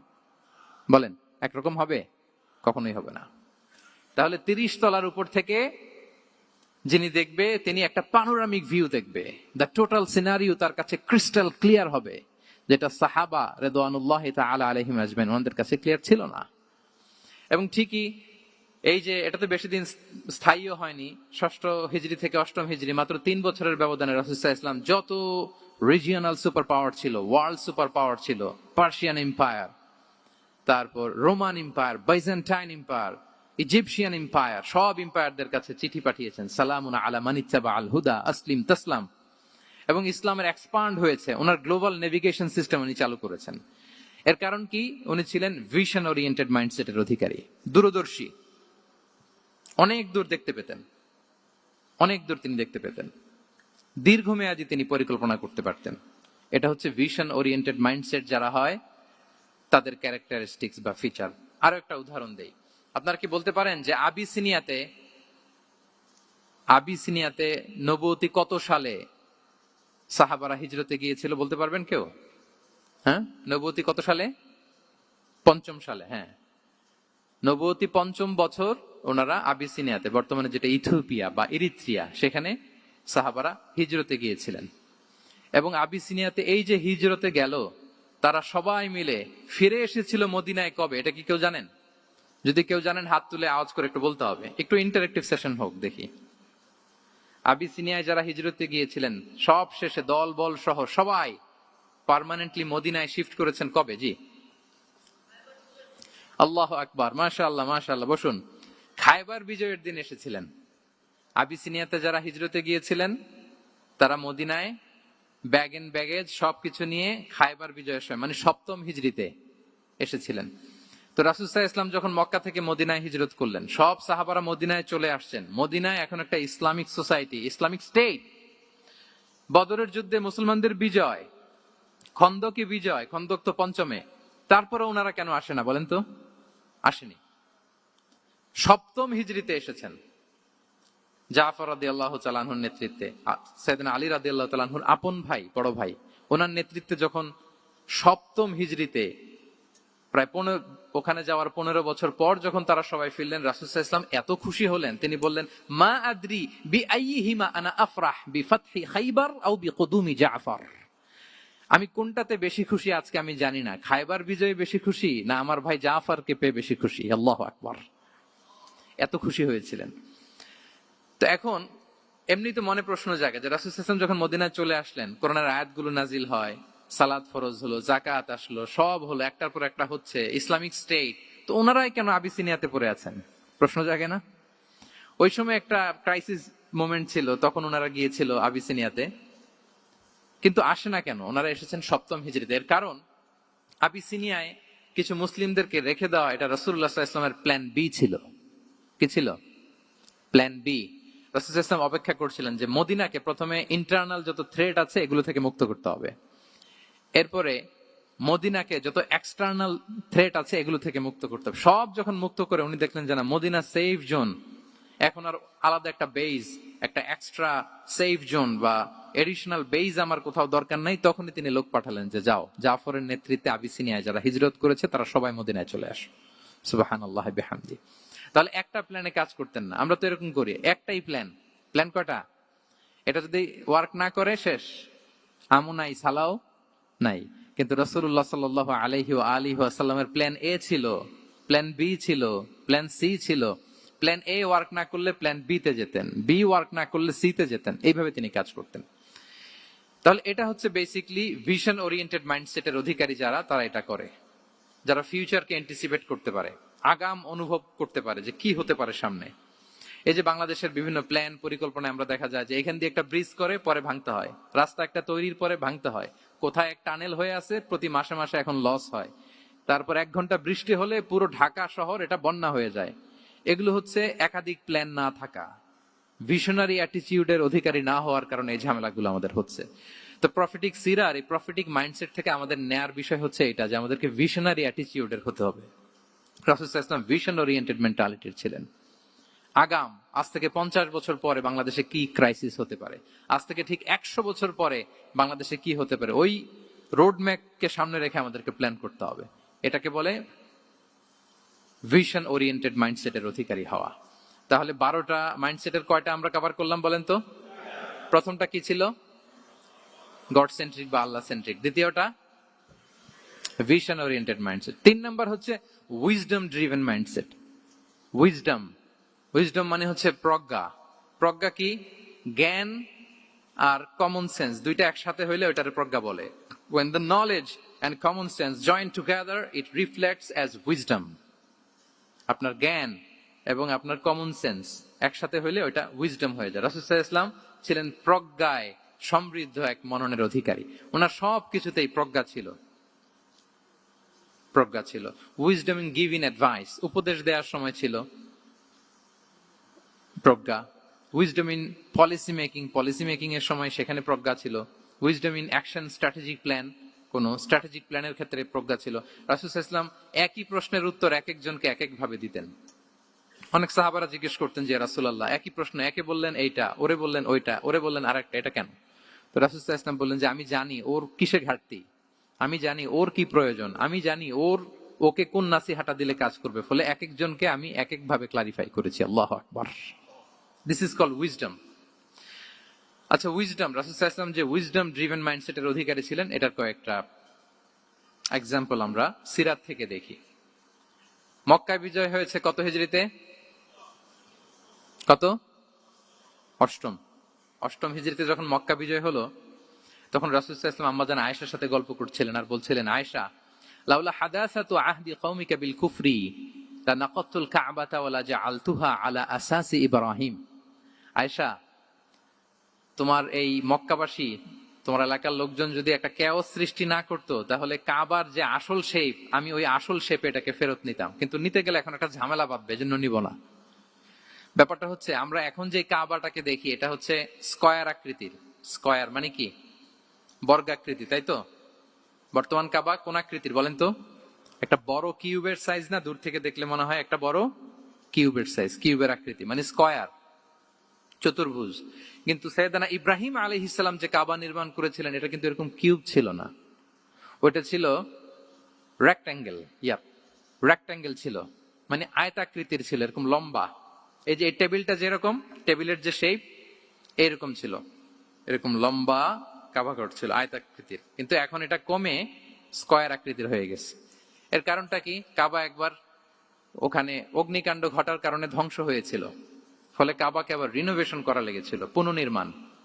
তো কুরাইশরা সিদ্ধান্ত নিয়েছিল, কাবা পুনর্নির্মাণে আমরা কোনো হারাম টাকা ইউজ করব না, যার কাছে যত হালাল টাকা আছে নিয়ে আসা হলো। কিন্তু হালাল টাকা যতটুকু জমা হয়েছে, এটা দিয়ে পুরো কাবা নির্মাণ হয় না, অর্ধেক হয়। ফলে কাবা যে আয়তাকৃতির ছিল, সেটা না হয়ে গেছে কি বলেন? বর্গাকৃতির, মানে স্কয়ার। ওই স্কয়ার কাবাই আজ পর্যন্ত রয়ে গেছে। কিন্তু ওই যে আয়তক্ষেত্রের যে শেপের মধ্যে যতটুকু জায়গা বাকি ছিল, ওইখানে দেখবেন একটা ক্রিসেন্টের মতো আছে, হেজরে ইসমাইল, হাতিমে কাবা বলে। ওইটার ভিতরে নামাজ পড়া আর কাবার ভিতরে নামাজ পড়া একই হুকুম। ওইটার ভিতরে নামাজ পড়া আর কাবার ভিতরে নামাজ পড়া কি একই হুকুম। ফলে ওই হাতিমের ভেতরে ফরজ সালাত আদায় হয় না, নফল সুন্নাত পড়া যায়। এমনকি কাবার ভেতরেও ফরজ সালাত আদায় করলে আদায় হবে না, কারণ নামাজের ফরজের মধ্যে একটা ফরজ হচ্ছে ইলা জিহাতিল কাবা, টু দা ডাইরেকশন অফ কেবলা। আপনার কেবলা মুখী হইতে হবে না। আপনি তো কাবার ভিতরে ঢুকে গেছেন, এখন কাবা কোন দিকে? কাবা তো নাই, বের হইতে হবে। বের হয়ে কাবা মুখী হলে সালাত হবে। I think you got the point. তো তাহলে রাসূল সাল্লাল্লাহু আলাইহি ওয়াসাল্লামের উইজডম বা প্রজ্ঞাটা এখানে দেখেন। আম্মাজান আয়েশা রাদিয়াল্লাহু তাআলা আনহাকে উনি বললেন যে, আয়েশা, মক্কা তো বিজয় হলো, মক্কার কন্ট্রোল তো এখন আমার হাতে। চাইলে আমি কাবাকে ভেঙে সেই ইব্রাহিম আলাইহিস সালামের যে বেইজ, এরকম লম্বা করে শেপ দিতে পারি, কিন্তু দিব না। কেননা দিলে মক্কা একটা ক্যাওস হতে পারে। কি হতে পারে? কারণ তারা একেবারে ভেরি রিসেন্ট মুসলমান হয়েছে, তারা না বুঝেই বলবে যে সে আদি কাবা, মোহাম্মদ এই কাবার অপমান করেছে, কাবাকে ভুলুণ্ঠিত করেছে, সম্মানকে নষ্ট করেছে, এরকম একটা কোশ্চেন রাইজ করতে পারে। এই জন্য আমি করলাম না। সুবহানাল্লাহ। This is called wisdom. এটাকে কি বলে? প্রজ্ঞা। এটাকে প্রজ্ঞা বলে। তাহলে আপনার জ্ঞান এবং আপনার কমন সেন্স দুইটা যখন কানেক্ট করে, তখন সেটা প্রজ্ঞা হয়। প্রজ্ঞার আরেকটা উদাহরণ যদি দেই সিরাত থেকে, রাসূল সাল্লাল্লাহু আলাইহি ওয়াসাল্লামের যে কনফ্লিক্ট রিজলভিং ক্যাপাসিটি ছিল, যখন কাবাকে পুনর্নির্মাণ করা হচ্ছে, তখন হাজরে আসওয়াদকে বের করা লেগেছিল, এবং রিনোভেশন শেষে আবার হাজরে আসওয়াদকে তার জায়গা মতো, মানে ব্ল্যাক স্টোন, যেটাতে চুমু দিলে মানুষের গুনাহ মাফ হয়ে যায়, হাজরে আসওয়াদ চিনতে পেরেছেন না? চুমু দিতে পেরেছেন আপনারা? হ্যাঁ, ওরে আল্লাহ, অনেকে দিয়েছে, তো আমি দিতে পারি না এখনো। ওখানে যে ভিড় থাকে, ওই ধাক্কা ধাক্কি করে মনে হয় যে না, হজ বা উমরার যে মূল এসেন্স বা স্পিরিট, ওইটা বোধহয় নষ্ট হয়ে যায়। এজন্য অনেকবার ট্রাই করেও, এবার আমার সাথে একটা 8 জনের গ্রুপ ছিল, খুব নাদুস নুদুস লম্বা চূড়া। তো বলতেছে, শায়েখ আপনার কোনো টেনশন করা লাগবে না, আসেন। তো ওরা যে যেরকম ধাক্কা ধাক্কি শুরু করছে, ওইটা দেখি আমার আর সাহস হয় নাই। বলছে যে ভাই, আমি মাফও চাই, দোয়াও চাই, আমার করা লাগবে না, ওই দূর থেকে ইশারা দিলেই হবে। তো এটা অনেকে ভুল করে ফেলে। অনেক বোনেরা, যাদের জন্য হেজাব নিকাব মেনটেন করা হচ্ছে ফার্জ, পর্দার কোনো বালাই নাই, পুরুষের সাথে ধাক্কা ধাক্কি করে তার শরীর মিশে যাচ্ছে, গা মিশে যাচ্ছে, ধাক্কা ধাক্কি করে একটা সুন্নতের জন্য ফরজকে স্যাক্রিফাইস করে ফেলতেছে। মানে ফোকাস ঠিক নাই আর কি, কোথায় যে কোনটা করতে হবে ওইটাই ভুলে গেছে। তাই হাজরে আসাদ পাথরকে আবার জায়গা মতো রাখতে হবে। এখন কে রাখবে? এই নিয়ে মারামারি মক্কায়। বড় বড় 4টা গোত্র বলে, এই গোত্র বলে আমি রাখবো, এই গোত্র বলে আমি রাখবো, আরেক গোত্র বলে রক্তের গঙ্গা বইয়ে দেব মক্কায়, কিন্তু এই সম্মান অন্যকে নিতে দিব না, কারণ ইটস ভেরি প্রেস্টিজিয়াস ইস্যু যে আমাদের গোত্র এই ব্ল্যাক স্টোন হাজরে আসওয়াদকে নিয়ে জায়গা মতো রেখেছে, এটা কাউকে দিব না। তো সবাই যখন মারমুখী, তখন আল্লাহ রাসূল সাল্লাল্লাহু আলাইহি ওয়া আলিহি ওয়াসাল্লাম তিনি সমাধান দিলেন যে মারামারির দরকার নাই, একটা চাদর নিয়ে আসো। নিয়ে আসা হলো। 4 গোত্রের 4 লিডারকে বললেন চাদরের 4 কোণা ধরো। 4 জন 4 কোণা ধরলো। রাসূল সাল্লাল্লাহু আলাইহি ওয়াসাল্লাম তিনি পাথরটা নিয়ে মাঝখানে রাখলেন। এবার 4 নেতাকে বললো আসো, জাতীয় 4 নেতা চলে আসো, কাবার সামনে চলে আসলো।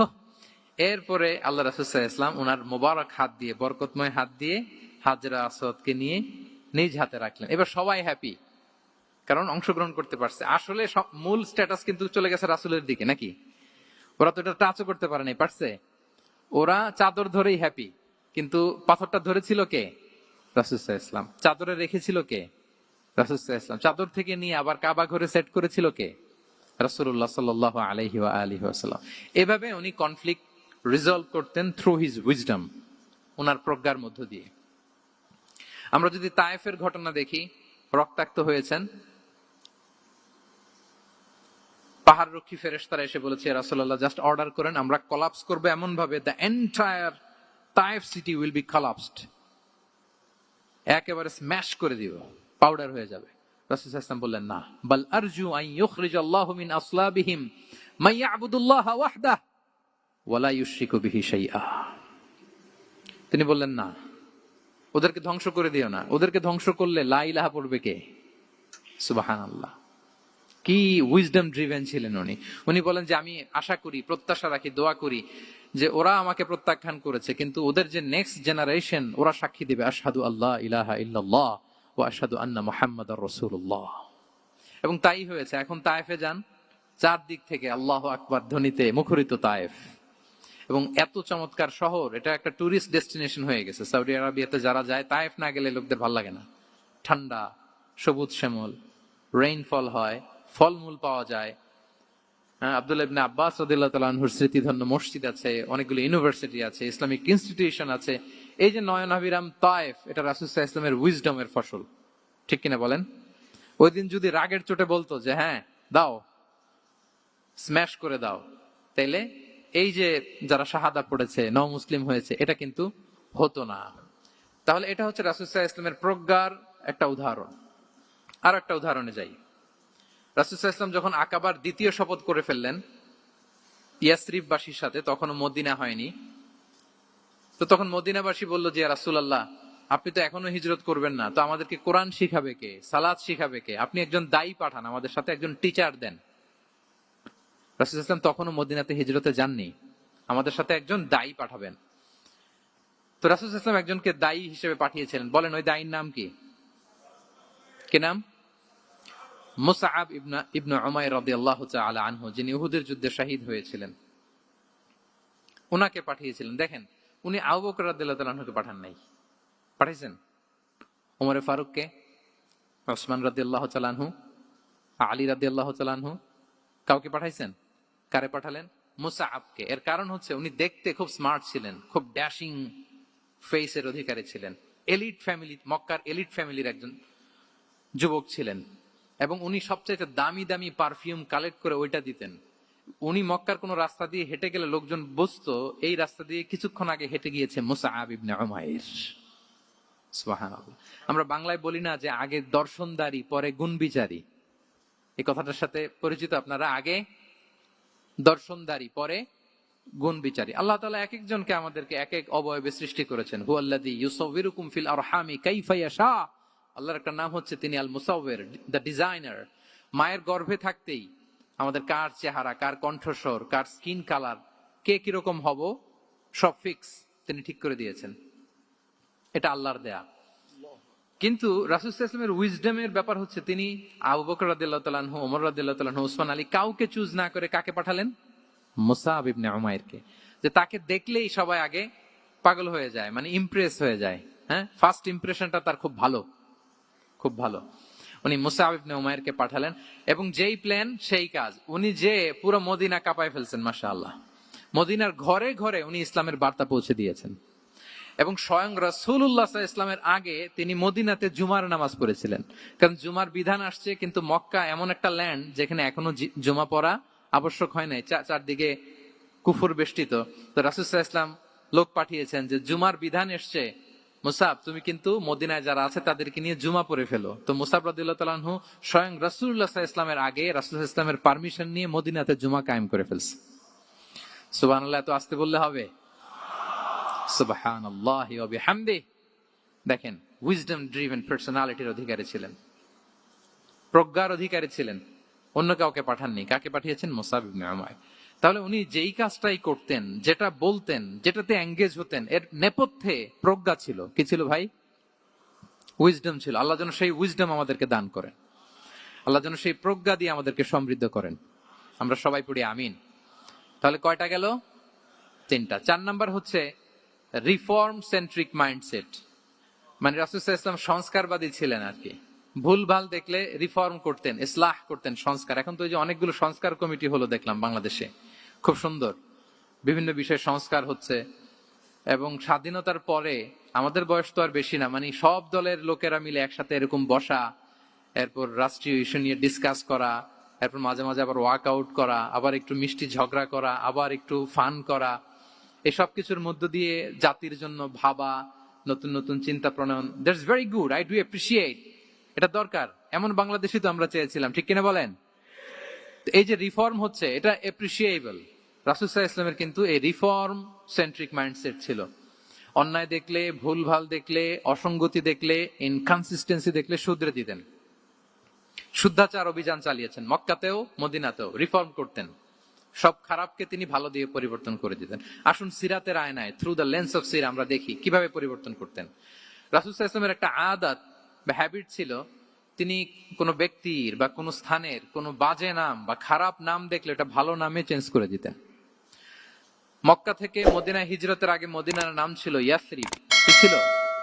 ইয়াসরিব মানে হচ্ছে প্রতিশোধ বা নিন্দা বা ক্ষোভ বা ভর্ৎসনা, সবগুলোই খুব বাজে মিনিং ডিনোট করে। রাসূল সাল্লাল্লাহু আলাইহি ওয়াসাল্লাম বললেন, আমি যেই শহরে হিজরত করব এই শহরের নাম ক্ষোভ, এই শহরের নাম হিংসা, এটা হইতে পারে? বলেন। রাহমাতাল লিল আলামিন, হ্যাঁ, mercy and peace for the entire universe করে যাকে আল্লাহ পাঠিয়েছেন, উনি যেই শহরে থাকবেন ওই শহরের নাম প্রতিশোধের শহর, এটা হবে? উনি শহরের নাম চেঞ্জ করে দিলেন। উনি শহরের নাম দিলেন মদিনাতুন নবী। কি দিলেন? মদিনাতুন নবী, অথবা তওবা তয়্যিবা, চেঞ্জ করে দিলেন, পরিবর্তন করে দিলেন। এক এলাকায় যে বিষ্ণু ইসলাম দেখলেন যে গাছপালা হয় না, উনি বললেন মাসমু হাযিহিল আরদ, এই জায়গার নাম কি? সবাই বলে ইসমুহা গাদেরা। গাদেরা মানে হচ্ছে মাকান লা নাবাতা ফিহি ওয়ালা শাজার, এমন জায়গা যেখানে ঘাস লতাপাতা কিছুই জন্মায় না। রাসূল সাল্লাল্লাহু আলাইহি ওয়াসাল্লাম বললেন, এই জন্যই তো ঘাস জন্মায় না, নাম তো রাখছো খুব বাজে একটা নাম। রাসূল সাল্লাল্লাহু আলাইহি ওয়াসাল্লাম বললেন, আজ থেকে এলাকার নাম গাদেরা নয়, এলাকার নাম আজকে থেকে খাদেরা। কি নাম? খাদেরা মানে কি বলেন? সবুজ, গ্রিন, এভারগ্রিন, সবুজ শ্যামল।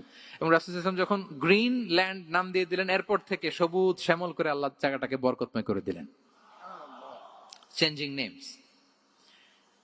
এক সুন্দরী নারীকে বললেন মাসমুকি, কি নাম? বলে আসিয়া। আসিয়া মানে অবাধ্য। রাসূল সাল্লাল্লাহু আলাইহি ওয়াসাল্লাম বললেন, তুমি এত সুন্দরী, you are a beautiful lady, আর কি বাজে একটা নাম রেখেছো আসিয়া। তুমি আসিয়া কেন হবে? আজকে থেকে তোমার নাম জামিলা, মানে তুমি সুন্দরী, রূপবতী। সুবহানাল্লাহ, সুন্দর একটা নাম দিয়ে দিলেন। এক সাহাবীর নাম ছিল হাজান। হাজান মানে রাফ এন্ড টাফ, রুক্ষ। রাসূল সাল্লাল্লাহু আলাইহি ওয়াসাল্লাম বললেন, না, হাজান না, তোমার নাম আজকে থেকে সাহাল। কি নাম? সাহাল। সাহাল মানে সহজ। উনি বলেন, যেদিন থেকে সাহাল রাখছি এর আগ পর্যন্ত নাকি ওনার অসুস্থতা, রোগ বালাই একটার পর একটা লেগেই থাকতো। যেদিন থেকে সাহাল, ওই দিন থেকে উনি বলেন যে আল্লাহ তাআলা নবীর এই নাম চেঞ্জ করে দেওয়ার বারাকায় আমার পুরো জীবনের সব কাজকে আল্লাহ তাআলা সহজ করে দিয়েছেন। তাহলে রিফর্ম সেন্ট্রিক মাইন্ডসেট। আমরাও খারাপ কিছু দেখলে ভালো দিয়ে পরিবর্তন করব, কি বলেন? ইনশাআল্লাহ বলেন সবাই। আচ্ছা, এটা তো নাম চেঞ্জ করে দেয়া। এবার সোশ্যাল রিফর্ম তিনি কি কি করেছেন আমরা একটু দেখি। তিনি যখন যুবক, মক্কায় এক ইয়ামানি লোক ব্যবসা করতে এসে তার প্রোডাক্ট বিক্রি করার পরে, আস ইবনে ওয়াইল নামে এক লোকের কাছে বিক্রি করার পরে যখন দাম চাইতে গেল, আস বলে, আরে বেটা, আমরা মক্কার সন্তান, আমরা দাম দিব না। তো সে ভাবলো হয়তো আমার সাথে ঠাট্টা করেছে, হজের মৌসুম যাক, বেচাকেনা শেষ করে যাওয়ার পথে দামটা নিয়ে যাব। সে ফেরার দিন আবার গেল যে আমার তো জিনিসের দামটা আপনি দিলেন না। সে বলে আমরা এই ভূখণ্ডের মালিক, আমরা দাম দেই না, এটা তো বড় জুলুম। সে কান্নাকাটি শুরু করলো। তার এই কান্নাকাটি দেখে আল্লাহ রাসূল সাল্লাল্লাহু আলাইহি ওয়াসাল্লাম ওনার চাচা জুবাইর ইবনে আব্দুল মুত্তালিব সহ ইয়াং স্টার যারা আছে, দ্য ইয়ুথ অব মক্কা, তাদের সবাইকে নিয়ে একটা সোসাইটি করলেন। এই যে আমরা হালাফুল ফুদুলের নাম শুনি না, যেটা বাংলায় আমরা কি বলি হিলফুল ফুজুল, এই নামে তো অনেক সংগঠন আছে বাংলাদেশে, কি বলেন? যুবকরা কোন সংগঠন করলে কমনলি এই নামটা পছন্দ করে, হিলফুল ফুজুল। আসলে এটার মূল নাম ছিল হালাফুল মুত্তাইয়িবিন। তিব মানে হচ্ছে রং। রাসূল সাল্লাল্লাহু আলাইহি ওয়াসাল্লাম সবাই মিলে, তখন জাহিলি যুগে একটা কালচার ছিল, বালতি ভর্তি রঙের ভেতরে হাত ঢুকিয়ে দিত, দিয়ে এই রং সমেত হাতটা তারা পাথরের মধ্যে লাগাতো, সবার হাত ওইখানে দিত, মানে আমরা হাতে হাত রেখে কমিটেড, আমরা ঐক্যবদ্ধ হলাম। সেখান থেকে হয়েছে হালাফুল মুত্তাইয়িবিন থেকে হালাফুল ফুদুল। ওনারা বলল যে না, আমরা সবাই থাকবো মাআল মাজলুমি দিদ্দা যালিম, আমরা মজলুমের পক্ষে থাকবো, জালেমের বিপক্ষে থাকবো। এবং যেই প্রতিজ্ঞা ওই কাজ। সবাই মিলে আস ইবনে ওয়াইলকে ধরলো, তার কাছ থেকে টাকা আদায় করে ওই ইয়ামানি ব্যবসায়ীর কাছে পৌঁছে দিয়ে তিনি মাজলুমকে সহায়তা করেছেন। সুবহানাল্লাহ। এবং এই টেন্ডেন্সি, এই জুলুম, চাঁদাবাজি যেগুলো ছিল মক্কার জমিনে, রাসূল সাল্লাল্লাহু আলাইহি ওয়াসাল্লাম এই সোশ্যাল রিফর্মের মাধ্যমে এটাকে সংস্কার করেছেন। তাহলে এই যে রিফর্ম সেন্ট্রিক আমাদের হইতে হবে। আমাদের সমাজেও এখন চাঁদাবাজি আছে না নাই বলেন? খুন খারাপি আছে না নাই? সামাজিক অনাচার। তাহলে ঐক্যবদ্ধ হইতে হবে আমাদেরকে রিফর্মের জন্য। যুবক যারা আমরা আছি, যাদেরকে আল্লাহ আমাদের বলার সুযোগ দিয়েছে, লেখার সুযোগ দিয়েছে, ফিল্ডে কাজের সুযোগ দিয়েছে, আমরা সবসময় মজলুমের পক্ষে থাকবো, আমরা সবসময় জালেমের বিপক্ষে থাকবো। আমাদের নীরবতা আর আমাদের নিশ্চুপ থাকাই জালিমদেরকে আরো বড় বড় জালিম বানিয়েছে। এজন্য নাহনু মাআল মাজলুম দিদ্দা যালিম, এটা হচ্ছে আমাদের স্লোগান। আমরা কাদের সাথে? মজলুমের সাথে। আওয়াজ করে বলেন, কার সাথে? ইত্তাকু দাওয়াতাল মাজলুম। রাসূল সাল্লাল্লাহু আলাইহি ওয়াসাল্লাম বলেন, তোমরা মাজলুমের কান্নাকে ভয় করো, কেননা মাজলুমের কান্না আর আল্লাহর মাঝে কোনো ফারাক থাকে না, কোনো পর্দা থাকে না, বদদোয়া করলেই কবুল হয়ে যায়। তাহলে এভাবে রাসূলুল্লাহ সাল্লাল্লাহু আলাইহি ওয়া আলিহি ওয়াসাল্লাম তিনি সোশ্যাল রিফর্ম করেছেন। আমরা যদি ওনার পলিটিক্যাল রিফর্মের দিকে তাকাই, তাহলে দেখব যে আমরা যদি কনস্টিটিউশন অফ মদিনার কথা বলি, মদিনার কনস্টিটিউশন, এটা কিন্তু রাসূল সাল্লাল্লাহু আলাইহি ওয়াসাল্লাম করেছেন। মদিনা চার্টার, এত চমৎকার চার্টার পৃথিবী আর দেখেনি। ওইটা থেকেই এখন সব গোটা বিশ্বের সংবিধান। এই যে আমাদের সংবিধান সংস্কার কমিশন আছে না একটা, নিশ্চয়ই তারা ওইটা থেকে অনেক বেনিফিটেড হতে পারবেন। আমাদের যে মদিনা চার্টার, রাসূল সাল্লাল্লাহু আলাইহি ওয়াসাল্লাম নিজে করা, এবং এটা একটা ইনক্লুসিভ চার্টার ছিল। মুসলিম, পেগানস, জুইশ, সব ধর্মের মানুষকে নিয়ে তিনি মদিনাতে ওয়ান উম্মাহ ঘোষণা দিয়েছিলেন। ওয়ান উম্মাহ, উই আর ওয়ান উম্মাহ। হোক তুমি পেগান মুশরিক, হোক তুমি জুইশ মানে ইহুদি, হোক তুমি মুসলিম, তুমি যেই ধর্মের হও না কেন, মদিনাকে রক্ষা করতে যে আমরা সবাই মিলে উম্মাহ ওয়াহিদা, আমরা সবাই মিলে কি উম্মাহ ওয়াহিদা। পৃথিবীর অনেক দেশ এই আইডিওলজিকে ধারণ করে হু হু করে এগিয়ে গিয়েছে। মালয়েশিয়াতে 3টা রেস, আমি তো প্রায় এক যুগ ওখানে, আমার 2টা ডিগ্রি ওখান থেকে, মাস্টার্স পিএইচডি। আমি কাছ থেকে তাদেরকে দেখার সুযোগ পেয়েছি। ওখানে মালয়েরা আছে, তামিলরা আছে, চাইনিজরা আছে, 3 জাতি মিলে ওদের স্লোগান হচ্ছে সাতু মালয়েশিয়া। মালয় ভাষায় সাতু মানে হচ্ছে ওয়ান, মালয় ভাষায় সাতু মানে কি ওয়ান। সাতু মালয়েশিয়া মানে আমরা হতে পারি চাইনিজ, হতে পারি তামিল, কিংবা হতে পারি মালয় ভূমিপুত্রা, কিন্তু সবাই মিলে দেশের স্বার্থে আমরা সবাই কি এক। এটাই লাগবে আমাদের নতুন বাংলাদেশে। জুলাই আপরাইজিং এর পরে আমাদের এই ঐক্যবদ্ধ থাকার বাংলাদেশ আমরা চাই কি চাই না বলেন? সাম্রাজ্যবাদকে রুখে দিতে, যে কোনো ষড়যন্ত্রকে রুখে দিতে ঐক্যবদ্ধ থাকার কোনো বিকল্প নাই, ঠিক কিনা বলেন? ঐক্যবদ্ধ থাকতে হবে আমাদেরকে, যেটা রাসূলুল্লাহ সাল্লাল্লাহু আলাইহি ওয়া আলিহি ওয়াসাল্লাম মদিনা চার্টারে আমাদেরকে শিখিয়েছেন যে আমরা ওয়ান উম্মাহ। তাহলে খারাপ নাম দেখলে চেঞ্জ করতেন, সমাজে খারাপ কিছু দেখলে সংঘবদ্ধ হয়ে তার বিরুদ্ধে দাঁড়াতেন। পলিটিক্যাল রিফর্ম করেছেন ওয়ান উম্মাহ গঠনের মধ্য দিয়ে। ফিনান্সিয়াল রিফর্ম যদি বলি, শুধু financial reforms by prophet Muhammad peace be upon him, এটা নিয়ে লম্বা কথা বলা যেতে পারে। শুধু একটা উদাহরণ দিয়ে শেষ করি। বিদায় হজের ভাষণে উনি সুদকে চিরতরে কবরস্থ করেছেন, সুদকে চিরতরে কবরস্থ করেছেন, এবং এটা অন্যের জন্য না, নিজের ঘর দিয়ে শুরু করেছেন। উনি বলেছেন যে এই হানাহানি, রক্তপাত এটা বন্ধ, আমার গোত্রের একটা এরকম রক্তের দাবি আছে, এটা আমি শেষ ঘোষণা করলাম। এরপর বললেন যে সুদ কবর দিলাম, অন্য জায়গা থেকে না, আমার পরিবার থেকে। রাসূল ইসলামের চাচা স্বয়ং আব্বাস রাদিয়াল্লাহু তাআলা আনহুর অনেক সুদের ট্রানজাকশন ছিল, ইন্টারেস্ট, সুদের ব্যবসা ছিল। রাসূল সাল্লাল্লাহু আলাইহি ওয়াসাল্লাম বলেন, আজকে থেকে এই সুদ আমি চিরতরে মাটির নিচে কবর দিয়ে দিলাম। আল্লাহু আকবার। দেখেন সোশ্যাল রিফর্ম। তাহলে পরিবর্তন করতে হলে আগে নিজের ঘর থেকে, আগে কোত্থেকে? নাকি ওই ফ্যামিলি থেকে?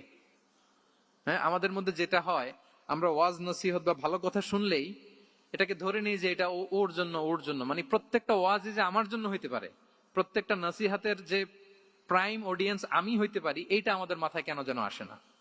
আমরা কোনো ভালো নসিহত শুনলে আমরা ভাবি এটা আসলে সমাজে দরকার, ওর দরকার, আমার ভাইয়ের দরকার। কিন্তু এটা যে আমার দরকার, প্রতিটা নাসিহাতের প্রথম অডিয়েন্স হওয়া দরকার কে? আমি নিজে। তাহলে পরিবর্তন শুরু করতে হবে নিজ থেকে। ওর এই সমস্যা, ওর এই সমস্যা, ওর এটা। আরে মিয়া, তোমার কি সমস্যা ওইটা বলো। শুধু ওর ওর না দেখে নিজেরটাও দেখতে হবে। দেখেন, অন্যের দিকে এক আঙ্গুল দেখালে নিজের দিকে কয় আঙ্গুল যায় বলেন তো? এই যে নিজের দিকে কিন্তু তিনটা। আমি যদি এরকম করি তা আমার দিকে আসে তিনটা। এজন্য নিজ থেকে, নিজের ফ্যামিলি থেকে আমরা সংস্কার শুরু করব। কি বলেন? ওমরে ফারুক রাদিয়াল্লাহু তাআলা আনহু যখন ফ্যামিলি মিটিং এ বসতেন, উনি ওনার সন্তানদেরকে বলতেন, শোনো, তোমরা খলিফাতুল মুসলিমিন, আমিরুল মুমিনিনের সন্তান। তোমাদের কোনো বাজে কাজ যদি সমাজে আসে, তোমাদের কোনো অন্যায় যদি আমার কানে আসে, অন্যের জন্য যা শাস্তি তোমাদের জন্য হবে ডবল শাস্তি। ওমরে ফারুক সন্তানদেরকে বলতেন, তোমরা যদি কোনো ভুল করো, একটা যদি হদ কায়েম করা লাগে এমন অন্যায় যদি করো, একটা হচ্ছে আল্লাহর দেয়া হদ, আর একটা হবে আমি উমরের দেয়া হদ। আমার মতো খলিফাতুল মুসলিমিনের সন্তান হয়ে এই পাপ তুমি কেন করলে? দেখেন অন্যের বাচ্চা কি করছে, অন্যের, আমাদের তো ওই মেয়েটার সমস্যা, ওনার ছেলের সমস্যা, এগুলো। আমার ছেলের যে কি অবস্থা, আমার পরিবারের যে কি হালাত, আমার স্ত্রীর যে কি দশা, ওইটা নিয়ে আমরা ভ্রুক্ষেপ করি না বা চিন্তা করি না। তাহলে সম্মানিত সুধীমণ্ডলী, আমরা পরিবর্তন শুরু করবো কোত্থেকে? অন্যের বাড়িঘর থেকে নাকি? হ্যাঁ, কোত্থেকে? নিজ থেকে। আল্লাহ তাআলা আমাদেরকে তৌফিক দান করুক। তাহলে কয়টা গেল? 4টা। এখন আপনারা তো ক্লান্ত হয়ে গেছেন মনে হচ্ছে, সময় অনেক হয়ে গেছে। আরো কয়েকটা পয়েন্ট বলা যাবে নাকি? হ্যাঁ, মোট কয়টা ছিল পয়েন্ট? সবগুলো শুনবেন? আচ্ছা, 5 নম্বরে হচ্ছে ওপেন মাইন্ডেড। আমার প্রিয় নবী বলেন, ওপেন মাইন্ডেড ছিলেন না ন্যারো মাইন্ডেড? সবাই বলবেন, গ্যালারির সবাই আওয়াজ করে, তিনি ওপেন মাইন্ডেড না ন্যারো মাইন্ডেড ছিলেন? রাসূলুল্লাহ সাল্লাল্লাহু আলাইহি ওয়া আলিহি ওয়াসাল্লাম ওপেন মাইন্ডেড ছিলেন। যে কেউ ওনাকে অ্যাপ্রোচ করতেন পারতেন easily. He was very approachable. ছোট বড় আবাল বৃদ্ধ বনিতা ওনার সাথে কথা বলতে স্বাচ্ছন্দ্য বোধ করতো, ভয় পেত না। এজন্য সিরাতের পরতে পরতে দেখবেন এক শিশু এসে প্রশ্ন করে, নারী এসে প্রশ্ন করে, বৃদ্ধ এসে প্রশ্ন করে, বন্ধু এসে প্রশ্ন করে, শত্রু এসে কনভারসেশন করে, সবাই এসে ওনার সাথে কথা বলতে পারতো। সুবহানাল্লাহ। এবং এগুলো উনি অ্যাকোমোডেট করতে পারতেন। কি করতে পারতেন? অ্যাকোমোডেট করতেন। ছোট্ট একটা উদাহরণ দেই, আসির আল হালাবিয়া থেকে নেয়া একটা বিখ্যাত সিরাতের গ্রন্থ। বদরের যুদ্ধে রাসূল সাল্লাল্লাহু আলাইহি ওয়াসাল্লাম বদরের মাঠে সেনা ক্যাম্প স্থাপন করলেন। কি ক্যাম্প? সেনা ক্যাম্প স্থাপন করলেন। আল হুবাব ইবনুল মুনজির রাদিয়াল্লাহু তাআলা আনহু এক সাহাবী, উনি বললেন, ইয়া রাসূলুল্লাহ, এই যে সেনা শিবির যে এখানে স্থাপন করলেন, এটা কি আপনার নিজের ইচ্ছায় না আল্লাহর আদেশে? দেখেন, সেনাপতিরে কোন সাধারণ সৈনিক এই প্রশ্ন করতে পারে? করলে চাকরি থাকবে? কিন্তু রাসূল সাল্লাল্লাহু আলাইহি ওয়াসাল্লামের কাছে সাহস নিয়ে আল হুবাব ইবনুল মুনজির বলে, ইয়া রাসূলুল্লাহ, এই যে সেনা শিবির স্থাপন করলেন, এটা কি আপনার ইচ্ছায় নাকি এটা ওয়াহী? রাসূল সাল্লাল্লাহু আলাইহি ওয়াসাল্লাম বললেন, না, এটা ওয়াহী না, এটা ওয়াহী না, বাল হুয়া রায়ু ওয়াল হারবু ওয়াল মাকিদা, না, এটা যুদ্ধের কৌশল হিসেবে আমি করেছি। আল হুবাব ইবনুল মুনজির বললেন, ইয়া রাসূলুল্লাহ, তাহলে সঠিক জায়গায় সেনা ক্যাম্প স্থাপন হয় নাই। রাসূলের দিকে তাকিয়ে বলতেছেন যে আপনি যেখানে করছেন ওখানে ঠিক হয় না ইয়া রাসূলুল্লাহ, আপনি অভয় দিলে আমি বলতে পারি কোথায় ঠিক হবে। রাসূল সাল্লাল্লাহু আলাইহি ওয়াসাল্লাম বললেন, তাই? আমি যেটা করছি এটা ঠিক হয় নাই, তাহলে কোনটা ঠিক বলো? উনি বললেন, ওই যে বদরে একটা কুয়া আছে যেখানে পানির ব্যবস্থা আছে, ওইটার সামনে ব্যারিকেড দিয়ে আমাদের শিবির করতে হবে। তাহলে আমরা বদরের কুয়া থেকে পানি খাইতে পারবো, সারাদিন পানি খাবো, আর কাফিররা যুদ্ধে তো মারা যাবে, পানির অভাবে মারা যাবে। সুবহানাল্লাহ পড়বেন না? রাসূল সাল্লাল্লাহু আলাইহি ওয়াসাল্লাম বললেন, আরে তাই তো, তুমি তো ঠিকই বলেছো, এভাবে তো আমি ভেবে দেখিনি। আবার তিনি অ্যানাউন্স করে দিলেন যে সেনা শিবির এখানে যেই তাবু টাঙানো হয়েছে এখান থেকে মুভ করে আল হুবাব যেখানে ইন্ডিকেট করেছে ঠিক ওই জায়গায় যে শিবির স্থাপন করো। তাহলে আওয়াজ করে বলুন, ওপেন মাইন্ডেড না ন্যারো মাইন্ডেড? আমরা অনেক সময় আমাদের অধীনস্থদের কথা শুনতে চাই না। অনেক সময় অধীনস্থদের মাথা থেকেও দারুণ দারুণ দুর্দান্ত আইডিয়া চলে আসতে পারে। ইগনোর করবেন না সব সময়। আপনি দেখবেন যে তার কাছ থেকে ভালো আইডিয়া এসছে কিনা। তাহলে রাসূল সাল্লাল্লাহু আলাইহি ওয়াসাল্লাম এটাকে ইগনোর না করে অ্যাকোমোডেট করলেন। সুবহানাল্লাহ। খন্দক যুদ্ধের কথা যদি দেখি, পরীক্ষা খননের অ্যাডভাইস কে দিয়েছিল? মক্কার কোন লোক? মদিনার? কে দিয়েছিল? সালমান আল ফারিসি। বাড়ি কোথায়? ইরান, পারস্য। হি ওয়াজ পার্সিয়ান বেসিক্যালি। তাহলে দেখেন, সেই পারস্য থেকে এসে বললেন যে এখানে পরীক্ষা খনন করলে ভালো হয়। 5.5 কিলোমিটার পরীক্ষা খনন করে ফেললেন। 4.5 মিটার প্রশস্ত, 3.5 মিটার হচ্ছে এটার ডেপথ। পুরো মদিনার সবাই মিলে এটা করে ফেললেন। তার মানে আমি সব বুঝি, আমি সব জানি, এই মেন্টালিটি থেকে আমাদের বেড়ে আসতে হবে। এটা হচ্ছে একটা ন্যারো মাইন্ডেড পার্সোনালিটির অধিকারী, যে আমি যেটা বলছি ওইটা, এটার পরে কোনো কথা নেই, এটা ভুল। বরং আমার টিমের মধ্যে থেকে যদি কোনো ভালো অপিনিয়ন আসে সেটা আমি রিভাইজ করব। কি বলেন, পারা যাবে না? তাহলে ওপেন মাইন্ডেড পার্সোনালিটি ছিলেন রাসূলুল্লাহ সাল্লাল্লাহু আলাইহি ওয়াসাল্লাম। 6 নম্বরে চলে যাই। 6 নম্বর মাইন্ডসেট হচ্ছে এন্টারপ্রেনাল মাইন্ডসেট। এন্টারপ্রেনাল, এখন তো এটা আপনারা সবাই খুব বেশি শোনেন, এন্টারপ্রেনারশিপ, এন্টারপ্রেনাল। এন্টারপ্রেনাল মাইন্ডসেট আসলে অনেক কিছুর সমন্বয় হয়। 1 নম্বর, যার প্রোঅ্যাক্টিভ অ্যাটিটিউড যাদের থাকে, solution focus, not problem focused. Problem সৃষ্টি হইলে ওইদিকে ফোকাস না করে কিভাবে সলিউশন করা যায় ওইদিকে ফোকাস করতেন। এরপর যে হিউম্যান রিসোর্সের ভালো ম্যানেজ করতে পারে, রিসোর্স কম কিন্তু to take the best out of this resource. অনেকে দেখবেন যে ছোট্ট জিনিসকে অর্গানাইজ করে এত সুন্দর প্রেজেন্টেশন করে, আবার অনেকের অনেক আছে কিন্তু সেটাকে প্রেজেন্ট করতে পারে না, এরকম আছে না নাই? রাসূল সাল্লাল্লাহু আলাইহি ওয়াসাল্লাম অল্প রিসোর্স দিয়ে অনেক বড় কিছু অ্যারেঞ্জ করতে পারতেন। সুবহানাল্লাহ। এবং he was a very good talent hunter. রাসূল সাল্লাল্লাহু আলাইহি ওয়াসাল্লাম একজন চৌকস ট্যালেন্ট হান্টার ছিলেন। He was a very good observer. সাহাবীদের কার কি ট্যালেন্ট এটা তিনি নোট করতেন। যার যে দক্ষতা, তাকে তার ওই দক্ষতা দিয়ে ইসলামের সেবা করতে উৎসাহ দিতেন। যখনই কোনো প্রতিভাবান সাহাবীকে তিনি দেখেছেন, তিনি ইসলামের জন্য সেই প্রতিভাকে কাজে লাগানোর চেষ্টা করেছেন। একজনকে দিয়ে সবটা করেননি। আমাদের সমাজে এই একটা ভুল ধারণা আছে, আমরা অনেকে একজনের কাছ থেকে সব কামনা করি। একজন সব করতে পারে না, পারে? যারা পারেও কোনোটাই ভালোভাবে পারে না, সব পারে একটু একটু পারে। তো রাসূল সাল্লাল্লাহু আলাইহি ওয়াসাল্লাম ট্যালেন্ট হান্টার ছিলেন, যার যেখানে ট্যালেন্ট তাকে ওই কাজে লাগাতেন। বলেন তো, খালিদ বিন ওয়ালিদ রাদিয়াল্লাহু তাআলা আনহুকে আল্লাহ রাসূল সাল্লাল্লাহু আলাইহি ওয়াসাল্লাম কি কাজে লাগিয়েছিলেন? আওয়াজ করে বলুন। যুদ্ধে। অনেক পরে ইসলাম ধর্ম গ্রহণ করেছেন, কিন্তু যুদ্ধের অভিযানে পাঠিয়েছেন এবং পরবর্তীতে তিনি সেনা প্রধান হয়েছিলেন মুসলিম ব্যাটালিয়নের। কারণ উনি ওয়ার স্ট্র্যাটেজি জানতেন। ওনার আক্রমণের কারণে তো উহুদের প্রান্তরে মুসলিমরা প্রায় নাস্তানাবুদ হওয়ার অবস্থা, তাই না? অনেক পরে আল্লাহ তাআলা ওনাকে ইসলামের জন্য কবুল করলেন। তাহলে উনি ওয়ার স্ট্র্যাটেজি জানতেন, ফলে রাসূল সাল্লাল্লাহু আলাইহি ওয়াসাল্লাম ওনাকে যুদ্ধের জন্য কাজে লাগিয়েছেন। তাহলে সবাইকে একটা দিলে হবে না, প্যারাসিটামল 3 বেলা সবার জন্য হবে নাকি যার যে রোগ সে অনুযায়ী প্রেসক্রিপশন? হ্যাঁ, খালিদ বিন ওয়ালিদ রাদিয়াল্লাহু তাআলা আনহু তিনি সমরবিদ ছিলেন, রণকৌশলী। ওনাকে বানিয়েছেন সেনাপ্রধান। আওয়াজ করে বলুন, কি প্রধান? উনি সেনাপ্রধান হয়েছিলেন। আচ্ছা, আপনারা হাসান বিন সাবিত রাদিয়াল্লাহু তাআলা আনহুর নাম শুনেছেন নিশ্চয়ই। ওনাকেও তো যুদ্ধের ময়দানে পাঠিয়েছেন না? ওনারা পাঠিয়েছেন। ওনারা দিয়ে কি করছেন বলেন? কবিতা লিখতেন। ওনার কাব্য প্রতিভা ছিল। উনি বেসিক্যালি যুদ্ধ করতে জানতেন না, এজন্য রাসূল সাল্লাল্লাহু আলাইহি ওয়াসাল্লাম যুদ্ধে ওনাকে পাঠাতেনও না। বিভিন্ন যুদ্ধে ওনাকে না পাঠিয়ে নারীদেরকে, মদিনার নারী, শিশু, ভালনারেবলস যারা আছে তাদেরকে দেখভাল করার জন্য মদিনায় উনি রেখে যেতেন। কারণ আল্লাহ তাআলা ওনাকে কাব্য প্রতিভা দিয়েছিলেন। ওনার এক এক কবিতা পড়লে গায়ের লোম খাড়া হয়ে যায়। You will have goosebumps, literally আপনার গায়ের পশম দাঁড়িয়ে যাবে। এবং উনি ওনার কবিতা দিয়ে মুসলিমদেরকে, সাহাবীদেরকে উজ্জীবিত করতেন। মসজিদে নববীতে আল্লাহ রাসূল সাল্লাল্লাহু আলাইহি ওয়াসাল্লাম ওনার মিম্বারের পাশে শুধু হাসান বিন সাবিত রাদিয়াল্লাহু তাআলা আনহুর জন্য আলাদা একটা মিম্বার বানিয়েছিলেন, যে হাসান তুমি ওখানে উঠে কবিতা লিখে আমার সাহাবাদেরকে উজ্জীবিত করবে জিহাদের জন্য। আল্লাহু আকবার। তাহলে একজনকে সেনাপ্রধান, আরেকজনকে জাতীয় কবি, আরেকজনকে হাসান বিন সাবিত রাদিয়াল্লাহু তাআলা আনহুকে কি বানালেন? জাতীয় কবি বানালেন।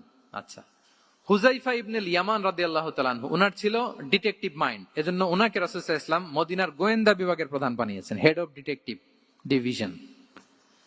হুযাইফা ইবনুল ইয়ামান ছিলেন মদিনার কি? হেড অফ ইন্টেলিজেন্স, গোয়েন্দা বিভাগের প্রধান। মুআয ইবনে জাবাল রাদিয়াল্লাহু তাআলা আনহু প্রশাসনিক কাজ খুব ভালো বুঝতেন। মদিনার সবচাইতে বড় সিনিয়র আমলা ছিলেন মদিনা রাষ্ট্রের। মদিনা রাষ্ট্রের সবচাইতে সিনিয়র আমলা মুআয ইবনে জাবাল রাদিয়াল্লাহু তাআলা আনহুকে রাসূল সাল্লাল্লাহু আলাইহি ওয়াসাল্লাম কবিতা লেখার দায়িত্বও দেন নাই, গোয়েন্দাগিরি করতে দেন নাই, ওনাকে ইয়ামানের গভর্নর করে পাঠিয়েছেন। সুবহানাল্লাহ বিহামদি। তাহলে যার যে যোগ্যতা তাকে সেই জায়গায় কাজে লাগানো, এটাকে বলে এন্টারপ্রেনাল মাইন্ডসেট। এটা কি বলে? এন্টারপ্রেনাল মাইন্ডসেট। আল্লাহ হাবিব সাল্লাল্লাহু আলাইহি ওয়াসাল্লামের এই মাইন্ডসেট ছিল। 7 নম্বরে হচ্ছে কনসিডারেট। 7 নম্বরে কি? কনসিডারেট। আমি খুব দ্রুত শেষ করে যাব ইনশাআল্লাহ। আপনারা বোরিং হচ্ছেন না তো? ক্লান্ত হচ্ছেন কারা কারা দেখি হাত তোলেন। আচ্ছা, তাহলে একটা তাকবীর পড়ুন আওয়াজ করে, আল্লাহু আকবার। আর জোরে পড়ুন, আল্লাহু আকবার, আল্লাহু আকবার। মাশাআল্লাহ, এই তো ক্লান্তি টান্তি চলে গেছে না? এবার ঘুমটুম ঝিমুনি যেটা আসছে চলে গেছে আলহামদুলিল্লাহ। 7 নম্বর মাইন্ডসেট হচ্ছে কনসিডারেট মাইন্ডসেট। কনসিডারেট মানে হচ্ছে সুবিবেচক, যার বিবেচনা আছে, অথবা যে অন্যের প্রতি সহানুভূতিশীল, উচ্চ বিবেকবোধ সম্পন্ন ব্যক্তিত্ব। রাসূল সাল্লাল্লাহু আলাইহি ওয়াসাল্লাম he was the man of 6 senses. ওনার 6টা সেন্স কাজ করতে একসাথে। কয়টা? আমাদের করে কয়টা? 5টা তো আল্লাহ দিছে, অনেকের 3টাও কাজ করে না। কোন দিক দিয়ে কি হচ্ছে? দিন দুনিয়ায় নাই, সে একেবারে অন্য জগতের মানুষ। কি হচ্ছে চোখ কান খোলা নাই, কিছু জানা নাই। কিন্তু রাসূল সাল্লাল্লাহু আলাইহি ওয়াসাল্লাম he was man of 6 senses. চারদিকে কোথায় কি হচ্ছে, কার একটু অসুবিধা হয়ে যাচ্ছে, কার একটু সমস্যা, খুব অন্যের ব্যথায় ব্যথিত ছিলেন, অন্যের দুঃখে দুঃখী ছিলেন, অন্যের প্রতি সহানুভূতি ছিলেন। ম্যান অফ 6 সেন্সেস ছিলেন তিনি। সিরাত থেকে দু একটা উদাহরণ দেখেন। একবার রাতের নামাজ, সম্ভবত এশার নামাজ, খুব ছোট্ট করে শেষ করে দিলেন। তো সাহাবারা জিজ্ঞেস করলেন, ইয়া রাসূলুল্লাহ, নামাজ তো এত তাড়াহুড়ো করতে আপনাকে কখনো দেখিনি। তিনি বললেন, আমি নামাজের মাঝখানে এক ছোট্ট বাচ্চার কান্না শুনেছি। আনাস রাদিয়াল্লাহু বর্ণনা করেন যে কানা রাসূলুল্লাহ সাল্লাল্লাহু আলাইহি ওয়াসাল্লাম ইয়াসমাউ বুকা আস-সাবিয়্যি মা উম্মি। আমি যখন নামাজে ইমামতি করছি, পেছনে মহিলাদের কাতারের ওখান থেকে একটা ছোট্ট শিশুর কান্নার আওয়াজ আমার কানে আসলো। দেখেন কি সেন্স। তো আমার মনে হচ্ছিল বাচ্চার কান্নায় পেছনের কাতারে মায়ের বড্ড কষ্ট হচ্ছে। যে মাটা বাচ্চাটাকে নিয়ে এসছে উইমেন প্রেয়ার হলে, তাকে বাচ্চাটাকে ম্যানেজ করতে বা সামলাতে মায়ের বড্ড কষ্ট হয়ে যাচ্ছে আমার মনে হচ্ছে। এজন্য আমি নামাজটা একটু শর্টকাটে শেষ করে দিয়েছি। Could you imagine that? কি নবী আমরা পেয়েছি! কিরকম কনসিডারেট ছিলেন, কতটা সুবিবেচক ছিলেন, অন্যের প্রতি কতটা সহানুভূতিশীল ছিলেন তিনি, অন্যের যাতে কোনো সমস্যা না হয় এটা খেয়াল করতেন। মুআয ইবনে জাবাল রাদিয়াল্লাহু তাআলা আনহুকে মদিনার পাশেই এক মসজিদের ইমাম করে পাঠালেন। উনি ইমামতির দায়িত্ব পেয়ে একবার মাগরিবের নামাজে সূরা বাকারা তেলাওয়াত শুরু করলেন। কোরআনের সবচাইতে ছোট সূরা, তাই না? সূরাতুল বাকারা, হ্যাঁ, সবচেয়ে ছোট সূরা। তো ওনার হয়তো তেলাওয়াত করতে করতে একটা ইমোশন চলে আসছে। উনি তো সুরের ঝংকার দিয়ে তেলাওয়াত করতেছেন। এখন পিছনে যারা মুসল্লি ছিল এরা ছিল সব কৃষিজীবী সাহাবী। এরা কি ছিল? সারা দিন ওট দিয়ে, খেজুর গাছে পানি দিয়ে যান যায় যায়, কোন রকম ফরজ পড়ে যায় ঘুমাইতে হবে। এই সাহাবীরা যখন পিছনে দাঁড়াইছে আর উনি ধরছে কোন সূরা? আওয়াজ করে বলুন না একটু, সূরাতুল বাকারা। এখন ওনারা তো আর থাকতে পারে না, ওনার সাথে থাকতে না পারে এক সাহাবী নামাজ রেখে দিয়ে ডাইরেক্ট রাসূল সাল্লাল্লাহু আলাইহি ওয়াসাল্লামের কাছে। কারণ বড় হুজুর তো আছে মদিনায়, যে বিচার দিছে ইয়া রাসূলুল্লাহ, দেখেন এমন একজনকে ইমাম করে অ্যাসাইন করেছেন, উনি মাগরিবের সালাতে সূরা বাকারা পড়ে, আর আমরা হচ্ছি কৃষিজীবী শ্রমজীবী সাহাবী, আমাদের তো এত বড় কেরাতের সাথে জয়েন করা সম্ভব না। রাসূল সাল্লাল্লাহু আলাইহি ওয়াসাল্লাম রেগে গেলেন, চেহারাটা আগুনের গোলার মতো লাল হয়ে গেল। মুআয ইবনে জাবাল রাদিয়াল্লাহু তাআলা আনহুকে ডেকে পাঠালেন, ডেকে বললেন, আফাত্তানুন আনতা ইয়া মুআয,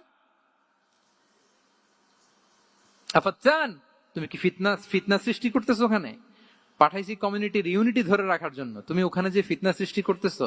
তুমি কি সাব্বিহ ইসমা রাব্বিকাল আ'লা এই সূরা তোমার মুখস্থ নাই? ওয়াদ-দুহা ওয়াল-লাইলি ইযা সাজা এটা পারো না? ওয়াশ-শামসি ওয়া দুহাহা এটা মুখস্থ নাই? তো তুমি কেন এই সূরাগুলো দিয়ে নামাজ পড়াও না? কেন পড়াও না? এরপর তিনি বললেন, যখন ইমামতির সুযোগ পাবে, সুযোগ পেয়ে লম্বা কেরাত ধরো না, ছোট্ট কেরাত দিয়ে নামাজ শেষ করো। কেননা তোমার পেছনে বয়স্করা আছে, মুরব্বীরা আছে, অসুস্থরা আছে। জাল হাজা, তার একটা জরুরি কাজ পড়ছিল, যাচ্ছিল, হঠাৎ মাগরিবের আজান, ভাবলো রাস্তার পাশে যেহেতু আজান দিছে নামাজটা পড়ে নেই। নামাজে ঢুইকে দেখছে আপনি সূরা বাকারা ধরছেন, তো বেচারা কি কাজ করবে না কি করবে? আর তার তো নিয়ত ছিল ফরজ নামাজটা পড়ি যে বাস ধরবো। এখন আপনি ধরছেন কোন সূরা? বাকারা। দেখেন রাসূলুল্লাহ সাল্লাল্লাহু আলাইহি ওয়াসাল্লাম বললেন, যখন ইমামতির চান্স পাবে ছোট সূরা পড়বে, আর যখন তুমি একা পড়বে ফালিউতাউবিল মাশা, যত লম্বা করতে মনে চায় করো। রুকু করো লম্বা, সেজদা করো লম্বা, কেরাত করো লম্বা। রাসূল সাল্লাল্লাহু আলাইহি ওয়াসাল্লাম তো রাতে আধা ঘন্টা 40 মিনিট প্রথম রাকাতে কেরাত পড়তেন, এরপরে আবার 40 মিনিট রুকুতে থাকতেন, রুকু থেকে দাঁড়ায় আবার 40 মিনিট, আবার সেজদায় যেয়ে 40 মিনিট, এরপরে সেজদা থেকে 2 সেজদার মাঝখানে আবার 40 মিনিট, 2 রাকাত দিয়ে এরকম রাতও শেষ করে দিছেন। তো আপনার লম্বা যদি পড়তে মনে চায়, আপনি তো আপনার ব্যক্তিগত নফল সালাতে এভাবে লম্বা করবেন। কিন্তু আমাদের হয়ে গেছে উল্টা, একাকী নামাজ কোন রকম রুকু সেজদা এরকম হয়ে গেছে না অনেকটা। কিন্তু ইমামতির সুযোগ পেলে মাশাআল্লাহ, আল্লাহু আকবার, এইবার শুরু হয়েছে শেখ সুদাইসির কণ্ঠে এই লম্বা করে। এখন পেছনে মুসল্লিদের কি কি দশা ওইটা আর আমরা খেয়াল করি না। আমাদেরকে অন্যের প্রতি সহানুভূতিশীল হতে শিখিয়েছে ইসলাম, কনসিডারেট হতে শিখিয়েছে, সুবিবেচক হতে শিখিয়েছে, যেটা রাসূল সাল্লাল্লাহু আলাইহি ওয়াসাল্লাম করেছেন। এবং রাসূল সাল্লাল্লাহু আলাইহি ওয়াসাল্লাম কোন কাজে কাউকে পাঠালে ওনার বিখ্যাত সে বাণীটা বলে দিতেন যে ইয়াসসিরু ওয়ালা তুআসসিরু বাশশিরু ওয়ালা তুনাফিরু, সহজ করে উপস্থাপন করো, কঠিন করো না। সুসংবাদ দিও, মানুষকে দিন থেকে ভাগিও না। আমরা মানুষকে ভয় দেখাই, আমরা এত কঠিন করে ইসলামকে উপস্থাপন করি, মানুষ বলে আগে যেটা করতাম ওইটাই ভালো। তো আমরা যেন দিনকে কঠিন না করি, আমাদের কোনো অ্যাটিটিউডের কারণে যেন মানুষ ইসলাম থেকে ভেগে না যায়। আরেকটা উদাহরণ দেখুন, একবার মাগরিবের কিংবা এশার নামাজে রাসূল সাল্লাল্লাহু আলাইহি ওয়াসাল্লাম লম্বা সেজদা দিলেন। এত লম্বা সেজদা তিনি কখনো দেন না। নামাজ শেষে সাহাবারা জিজ্ঞেস করলেন, ইয়া রাসূলুল্লাহ, আপনি কি নামাজের মাঝখানে অসুস্থ হয়ে গেলেন নাকি? অথবা কোরআনের আয়াত নাজিল হলো নাকি, ওহী নাজিল হলো নাকি? রাসূল সাল্লাল্লাহু আলাইহি ওয়াসাল্লাম বললেন, কুল্লু যালিকা লাম ইয়াকুন ওয়ালাকিন ইবনি ইরতাহালানি ওয়া কারিহতু আন উআজ্জিলাহু হাত্তা ইয়াকদিয়া হাজাতা। বললেন না, অসুস্থ হই নাই, ওহীও নাজিল হয় নাই। আমি যখন সেজদায় গিয়েছি, আমার 2 ছোট নাতি হাসান হোসেন আমার কাঁধের উপরে চেপে বসেছে। যতক্ষণ না ওরা খেলা শেষ না করে নিচে নেমেছে, আমি সেজদায় লুটিয়েছিলাম, নেমেছে এরপরে মাথা উঠিয়েছি। আমার মাথা উঠানোর কারণে ওদের খেলার একটু ডিস্টার্ব হবে, এজন্য আমি আর সেজদা থেকে মাথা উঠাই নাই। সুবহানাল্লাহ পড়বেন না? দেখেন, নাতির খেলার যেন ডিস্টার্ব না হয়। পেছনের মহিলা সারির এক বোনের নামাজের সমস্যা হচ্ছে, এগুলো উনি খেয়াল করতেন, ছোট্ট ছোট্ট বিষয়গুলো উনি খেয়াল করতেন। এটাকে বলে কনসিডারেট মাইন্ডসেট। কি বলে? তাহলে আমরা অন্যের প্রতি যেন সহানুভূতিশীল হই, নাকি শুধু নিজেরটাই দেখবো? অন্যেরটা দেখার দরকার আছে না নাই বলেন? আচ্ছা, 8 নাম্বার হচ্ছে ট্রান্সপারেন্সি। খাবো না। ট্রান্সপারেন্সি মানে হচ্ছে স্বচ্ছতা। ওনার জীবনের চাইতে, ওনার বায়োগ্রাফির চাইতে স্বচ্ছ বায়োগ্রাফি আপনি পাবেন না। No public and private dividation. And in the long history of time, no one's life has been recorded more transparently than the life of Prophet Muhammad sallallahu alaihi wasallam. রাসূল সাল্লাল্লাহু আলাইহি ওয়াসাল্লামের চেয়ে বেশি পৃথিবীতে এমন সেকেন্ড কোন পারসন আপনি দেখাতে পারবেন না যার জীবনের সবকিছু রেকর্ডেড। সবকিছু রেকর্ডেড। এরকম আছে? ঘরে কি করেছেন, বাইরে কি করেছেন, স্ত্রীর সাথে কি করেছেন, বন্ধুর সাথে কি করেছেন, সাহাবাদের সাথে কি করেছেন, শত্রুর সাথে কি করেছেন, অল আর রেকর্ডেড। সব এন্ড ক্রিস্টাল ক্লিয়ার, একেবারে স্বচ্ছ পানির মতো, স্ফটিক কাচের মতো ক্লিয়ার, ট্রান্সপারেন্ট। ওনার সব কাজে উনি স্বচ্ছতা বজায় রাখতে চাইতেন। কতটা স্বচ্ছ ছিলেন, একটা মজার ঘটনা শোনায় আপনাদেরকে। সহিহ বুখারীতে এসেছে, রমাদানের শেষ 10 দিন, দ্য লাস্ট 10 days অফ রমাদানে তিনি ইতিকাফ করতেন। ইতিকাফ অবস্থায় স্ত্রীরা এসে রাতে দেখা করে যেত, জরুরি কথা আলাপ থাকলে সেরে যেত। একবার রাতে সফিয়া বিনতে হুয়াই ইবনে আখতাব রাদিয়াল্লাহু তাআলা আনহা আসলেন, ওনার স্ত্রী। কথা হলো, এবার ওনাকে একটু এগিয়ে দিবেন। মসজিদ থেকে রাসূল সাল্লাল্লাহু আলাইহি ওয়াসাল্লাম বারান্দার দিকে পাশ দিয়ে আসলেন এগিয়ে দেওয়ার জন্য। ইন দ্য মিন টাইম, ভাই ভিডিও করবেন না, mobile should be in pocket. জি, বারবার বলবো না, পকেটে রাখবো, অন্যদের ডিস্টার্ব হচ্ছে আমি দেখতেছি।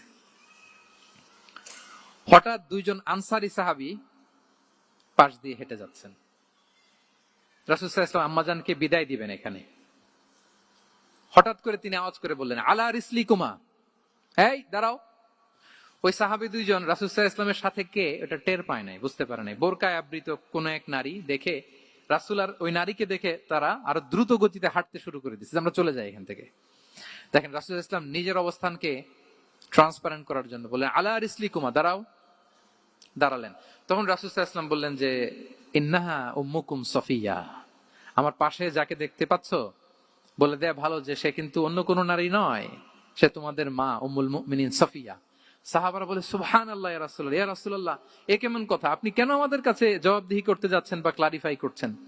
আপনার পাশে কোনো নারী এত রাতে যদি দাঁড়িয়ে থাকে, তিনি তো আমাদের মাদের মধ্যে থেকেই তো একজন হবেন, কেন আপনি বলতেছেন? তখন রাসূল সাল্লাল্লাহু আলাইহি ওয়াসাল্লাম বললেন যে না, ইন্না শাইতানা ইয়াজরি মিনাল ইনসানি মাজরাদ দাম, শয়তান মানুষের রগে রগে চলাচল করে। ওয়া ইন্নী খাশিতু আই ইউকযিফা ফি কুলুবিকুমা শাররান, আরেক বর্ণনায় আছে শাইআন, আমার ভয় হয় হয়তো শয়তান কোন সন্দেহের উদ্রেক তোমাদের হৃদয়ে ঢুকাই দিতে পারে। সুবহানাল্লাহ। এজন্য আমি ক্লিয়ার করে দিলাম, এটা আমার বউ, আমার স্ত্রী, তোমাদের মা সফিয়া। দুজন সাহাবী যদি চলে যায়, এমন হতেই পারতো বাড়িতে যে একজন আরেকজনকে জিজ্ঞেস করতে পারতো যে আচ্ছা নবীর পাশে যে কালো বোরকা পরা মহিলাটা ছিল দেখছো না, এটা কে? তখন একজন হয়তো বলতো কে আর হবে, আমাদের মাই তো হবে, কোন এক মা। আরেকজন বলবে আমাদের উম্মুল মুমিনের কেউ ছিল নাকি অন্য কেউ। এরকম একটা হুট করে সন্দেহের উদ্রেক মাথায় আসতে পারে না যে ওনার স্ত্রী ছিল না অন্য কেউ ছিল? আসতে পারে কি পারে না বলেন? ওই সন্দেহের অবকাশটুকু রাসূল সাল্লাল্লাহু আলাইহি ওয়াসাল্লাম রাখেন নাই। উনি বলে দিলেন যে এটা তোমাদের মা, এটা সফিয়া। এই সন্দেহের অবকাশের কোনো সুযোগ নাই। তাহলে রাসূল সাল্লাল্লাহু আলাইহি ওয়াসাল্লামের পুরো লাইফ ছিল ট্রান্সপারেন্ট, একেবারে স্বচ্ছ। আমি অনেক পয়েন্টস নিয়ে এসেছি, ওটা 2-3 ঘন্টার আলোচনায় চলে যাবে। আমি প্রত্যেকটা পয়েন্টে একটা বা দুইটা ঘটনা দিয়ে শেষ করতেছি। তাহলে রাসূল সাল্লাল্লাহু আলাইহি ওয়াসাল্লামের লাইফ তিনি কত স্বচ্ছতার সাথে কাটিয়েছেন, এটা ক্লিয়ার না আমাদের সাথে? Transparent mindset. 9 নাম্বার হচ্ছে অ্যাপ্রিসিয়েটিভ। 9 নাম্বার কি? অর্থাৎ অন্যের প্রশংসা করা। আমরা অনেক সময় অন্য কেউ ভালো কাজ করলে অ্যাপ্রিসিয়েট করতে চাই না। আমরা গুণমুগ্ধ হই কিন্তু গুণগ্রাহী হতে চাই না। অন্যরে ক্রেডিট দিতে চাই না, তার ভালো কাজের স্বীকৃতি দিতে চাই না। হয়তো আমার দলের লোক না, বা আমার চিন্তার লোক না, বা আমার সার্কেলের লোক না, তার প্রশংসা করতে চাই না, তার গুণগ্রাহী হতে চাই না। এরকম মেন্টালিটি আমরা অনেকে ক্যারি করি না? রাসূল সাল্লাল্লাহু আলাইহি ওয়াসাল্লাম এটা করেননি। ভালো কিছু দেখলে মুসলিম হোক অমুসলিম হোক অ্যাপ্রিসিয়েট করতেন। Basically he develop the culture of appreciation. এটা আমাদের করতে হবে। আপনার ছেলে ভালো কিছু করেছে, এপ্রিসিয়েট করেন, ও কনফিডেন্স ফিরে পাবে। আপনার স্ত্রী ভালো রান্না করেছে, এপ্রিসিয়েট করেন, সে আনন্দিত হবে। আপনার বন্ধু ভালো কিছু একটা করেছে, তাকে ইন্সপায়ার করেন, এপ্রিসিয়েট করেন। রাসূল সাল্লাল্লাহু আলাইহি ওয়াসাল্লাম একবার এক বৈঠকে 8 জন সাহাবীকে 8টা কমপ্লিমেন্ট দিয়েছেন, 8টা এপ্রিসিয়েশন দিয়েছেন। তিনি বলেছেন আরহামু উম্মতি বি উম্মতি আবু বকর। দেখেন 8 জন সাহাবীর 8টা গুণের বর্ণনা দিচ্ছেন। তিনি বললেন আমার উম্মতের মধ্যে সবচাইতে রহম দিলের সাহাবী হচ্ছে কে? সবাই বলুন তো কে? আবু বকর রাদিয়াল্লাহু আনহু। এত রহম দিলের ছিলেন, উনি যখন আল্লাহ রাসূল সাল্লাল্লাহু আলাইহি ওয়াসাল্লামের ইন্তেকালের পরে মসজিদে নববীতে যখন নামাজে দাঁড়াতেন, কান্নার চোটে উনি কেরাতই পড়তে পারতেন না। কমপ্লেইন করতো সাহাবারা যে আমরা তো কেরাত বুঝি না, একটু স্পষ্ট করে পড়েন, কান্না একটু থামান। কেন কাঁদতেন? কারণ উনি যখন নামাজে দাঁড়াতেন ওনার ফিলিংসটা হতো এরকম যে কাইফা আকুমু মাকামা রাসূলিল্লাহ, আমি রাসূলের জায়গায় কিভাবে দাঁড়াই? এখানে তো আমার রাসূল দাঁড়িয়ে ইমামতি করেছেন, আমি নবীর জায়গায় দাঁড়িয়ে কিভাবে নামাজটা পড়াই? এই অনুভব থেকে উনি যে কাঁদতে শুরু করতেন, এই কান্নার ধাক্কায় উনি আর তেলাওয়াতই আগাতে পারতেন না। আরহামু উম্মতি বি উম্মতি আবু বকর। আমার উম্মতের মধ্যে সবচাইতে রহম দিলের হচ্ছেন আবু বকর। ও আসাদ্দুহুম ফি আমরিল্লাহি উমর। দেখেন প্রশংসা করতেছেন। আর আমার উম্মতের মধ্যে আল্লাহর দ্বীন বাস্তবায়নে সবচাইতে কঠোর হচ্ছে ওমর। মুনাফিকরা ওনাকে জমের মতো ভয় পেত, ইভেন শয়তান ভয় পেত। রাসূল সাল্লাল্লাহু আলাইহি ওয়াসাল্লাম বলেন ওমর তুমি যদি এই রাস্তা দিয়ে হাঁটো, শয়তান যদি দেখতে পায়, শয়তান এই রাস্তা রেখে দিয়ে অন্য কোনো রাস্তা থাকলে ওইটা দিয়ে হাঁটে। সুবহানাল্লাহ ওয়া বিহামদিহি। আমাদের অনেক সময় এমন হয় না যে আমাদের বাচ্চারা ছেলে মেয়েরা খেতে চায় না, আমাদের নাতি নাতনিরা খেতে চায় না, মায়েরা খাবার নিয়ে পেছনে পেছনে ঘুরে, আর তখন ভয় দেখায় এই রাত্রিবেলা তাড়াতাড়ি খাও, ওই যে বাঘ আসবে বাঘ, বিড়াল আসবে বিড়াল, তাড়াতাড়ি না খেলে কিন্তু ভূত আসবে ভূত। এরকম বলেন আপনারা? বলেন না? এই দায়িত্ব তো আপনাদের কাঁধে থাকে না? তো ওই যে আমাদের বোনরা বলতে পারবে, বোনরা খাবার নিয়ে ঠিকই রাত্রিবেলায় বাচ্চাদের পেছনে পেছনে এরকম দৌড়াতে হয়। তো কি বলতে হয় যে এই ভূত আসলো ভূত, ওই যে বিড়াল আসলো বিড়াল, কুকুর আসলো, এগুলো বললে বাচ্চারা আবার ভয় পায়, তাড়াতাড়ি করে খায়। তো মদিনাতেও মদিনার বাচ্চারা খেতে চাইতো না। তো খেতে না চাইলে মায়েরা ভূত আসতেছে ভাল্লুক আসতেছে এগুলো না বলে বলতো হা হুয়া ইয়াতি উমর, ইয়াতি উমর, তাড়াতাড়ি খাও তাড়াতাড়ি খাও, ওই যে ওমর আসতেছে ওমর। সুবহানাল্লাহ ওয়া বিহামদিহি। ওয়া আশাদ্দুহুম ফি আমরিল্লাহি উমর। আল্লাহর দ্বীন বাস্তবায়নে সবচেয়ে কঠোর ছিলেন ওমর রাদিয়াল্লাহু তাআলা আনহু।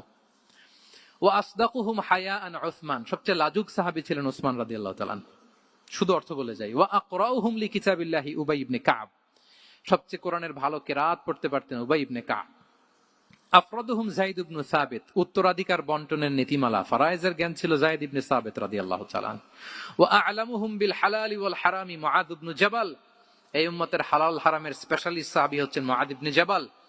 আলা ওয়া ইন্না লিকুল্লি উম্মাতিন আমিনান ওয়া আমিনা হাযিহিল উম্মাহ আবু উবাইদা ইবনুল জাররাহ, সব উম্মতের একজন বিশ্বস্ত লোক থাকে, এই উম্মতের সবচাইতে বিশ্বস্ত লোক হচ্ছে আবু উবাইদা ইবনুল জাররাহ। দেখেন, 8 জন সাহাবীর 8টা গুণের কথা বললেন। আচ্ছা, রাসূল সাল্লাল্লাহু আলাইহি ওয়াসাল্লাম যখন সাহাবীদের প্রশংসা করেছেন, ওই সাহাবীদের কেমন লেগেছে বলেন তো? ফিলিংসটা ভালো লেগেছে না? হৃদয়ে জুড়িয়েছে, ইন্সপায়ার্ড হয়েছেন, মোটিভেটেড হয়েছেন, আরো ভালোর প্রতিযোগিতা কি করে করা যায়, আরো অগ্রগামী হয়েছেন, ঠিক কিনা বলেন? তাহলে ভালো দেখলে প্রশংসা করবেন তো নাকি? এপ্রিশিয়েট করবেন?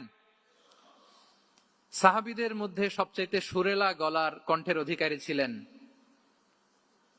আবু মুসা আল-আশআরী রাদিয়াল্লাহু তাআলা আনহু। তো রাসূল সাল্লাল্লাহু আলাইহি ওয়াসাল্লাম একবার রাত্রিবেলা তার বাসার পাশ দিয়ে যাচ্ছিলেন, দীর্ঘ সময় ওনার কণ্ঠের তেলাওয়াত শুনলেন। পরের দিন সকালে বললেন যে, আবু মুসা, তুমি তো চমৎকার গলায় তেলাওয়াত করো। আবু মুসা বলে, ইয়া রাসূলুল্লাহ, আমি তো কোনোদিন আপনার সামনে দাঁড়িয়ে তেলাওয়াত করি না, আপনি কি করে জানলেন?